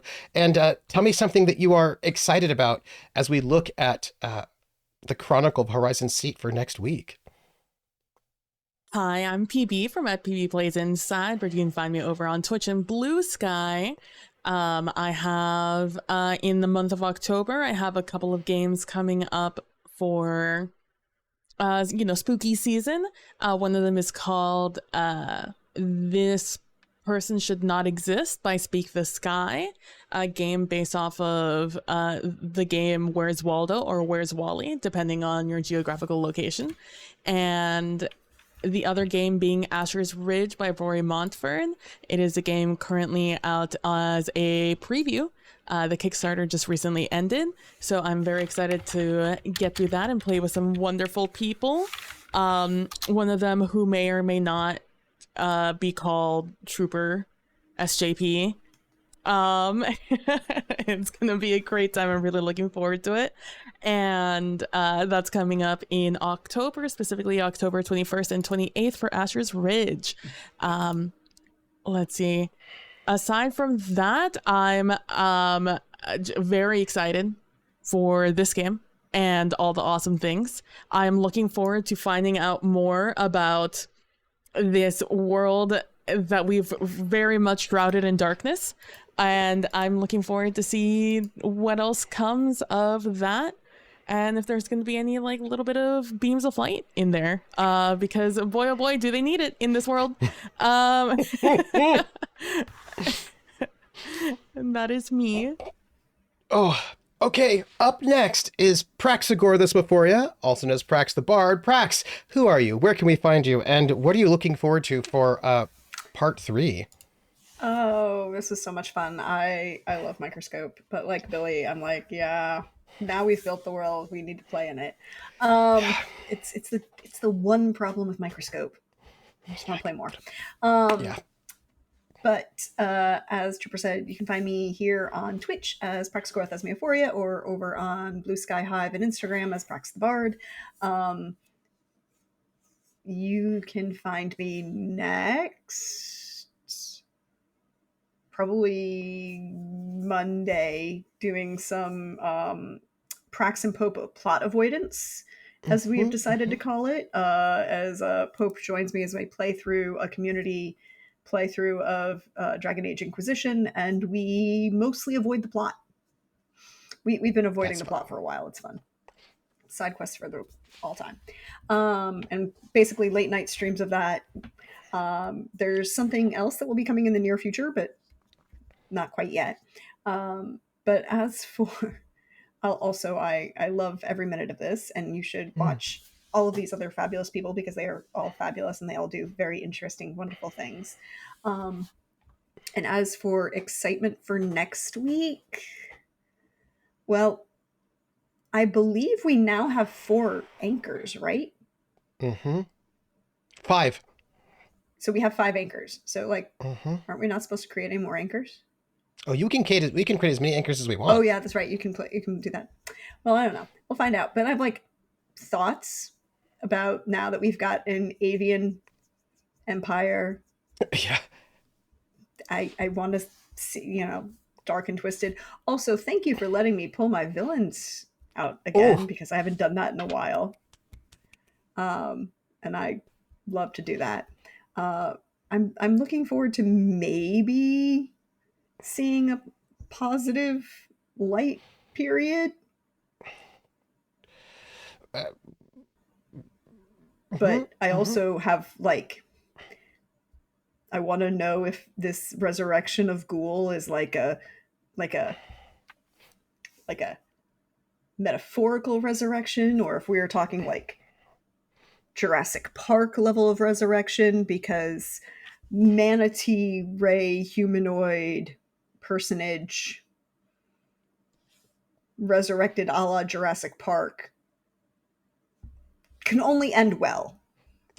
That's right. Only end well. That's right. Yeah, That's how we definitely gonna be a describe light. that. That's a light thing, I think. That's so Not much a light. dark, definitely not a dark. But yeah, other than that, keep an eye out because things might be coming in the near future, and I do interesting stuff. And I get to hang out with these people because they're all fabulous and wonderful, and it's great. Oh, thank you. And I'm TrooperSJP. I'm the fourth of this quartet. Before I say anything about myself, I will see if there's anything to read out, any tips or bits messages. There are not. So I can just say, where can you see me next? I want to say thank you, Other Doc, for that raid. So let's see. You can find me in terms of RPGs. The next RPG I'll be in will be again here next Friday. So next Friday, come back here for the end of this 3-shot of the Chronicle of Horizons seat. Who knows what will happen after that? But I'm just trying to count 1, 2, 3, 4, 5, 6, 7, 8, 9, 10, 11, 12 dark things have happened. But 1, 2, 3, 4, 5, 6, 7 light things have happened. That's almost equal. Anyhow, okay, look, so I am really looking forward to finding out about the heralds and how they're this kind of like small, interesting thread that's weaving through this whole place. Our prophets and our heralds that are there. And so I'm really excited to find out, I just want to know how we get to the sea dissolves the seat and what that means. And we know it's a positive thing. We know that's a light moment. And we have the anchor for that. 1, 2, 3, 4, 5, which is Coghart, who is this brand new avian species that has never existed before, that sort of emerges at this moment, at this last moment, this brand new avian species when the sea dissolves the seat, that is the ending of our chronicle, that is a light positive thing. And so I'm really interested to see how we get there and what happens. And yeah, that's all I'm going to say about that. I'm so excited. And what's interesting too is that what's cool about Microscope is that you could just keep playing. You could just keep filling in and keep going and keep going. And sadly, this is only a 3-shot, so we don't get to keep going right now. But who knows what will happen in the future. But I am so honored to play with everybody else. I really loved just the way that everybody's like, let me just add some stuff. And we keep the way we filled out, the sequence in the coolest way. I just thought it was adorable and wonderful. We do need a title for today's episode. I will note as I'm giving us our outro, put ideas in the chat. So thank you so much for being here, each and every one of you. And before we go, I'm going to see if there's anyone we can raid out to, because it is a good thing to give love and support other folks. And so if you have ideas, just give me some thoughts. As it turns out right now, we have, so at this very moment, as we are speaking, it turns out that, I don't know what you're all doing live from the deep end. Right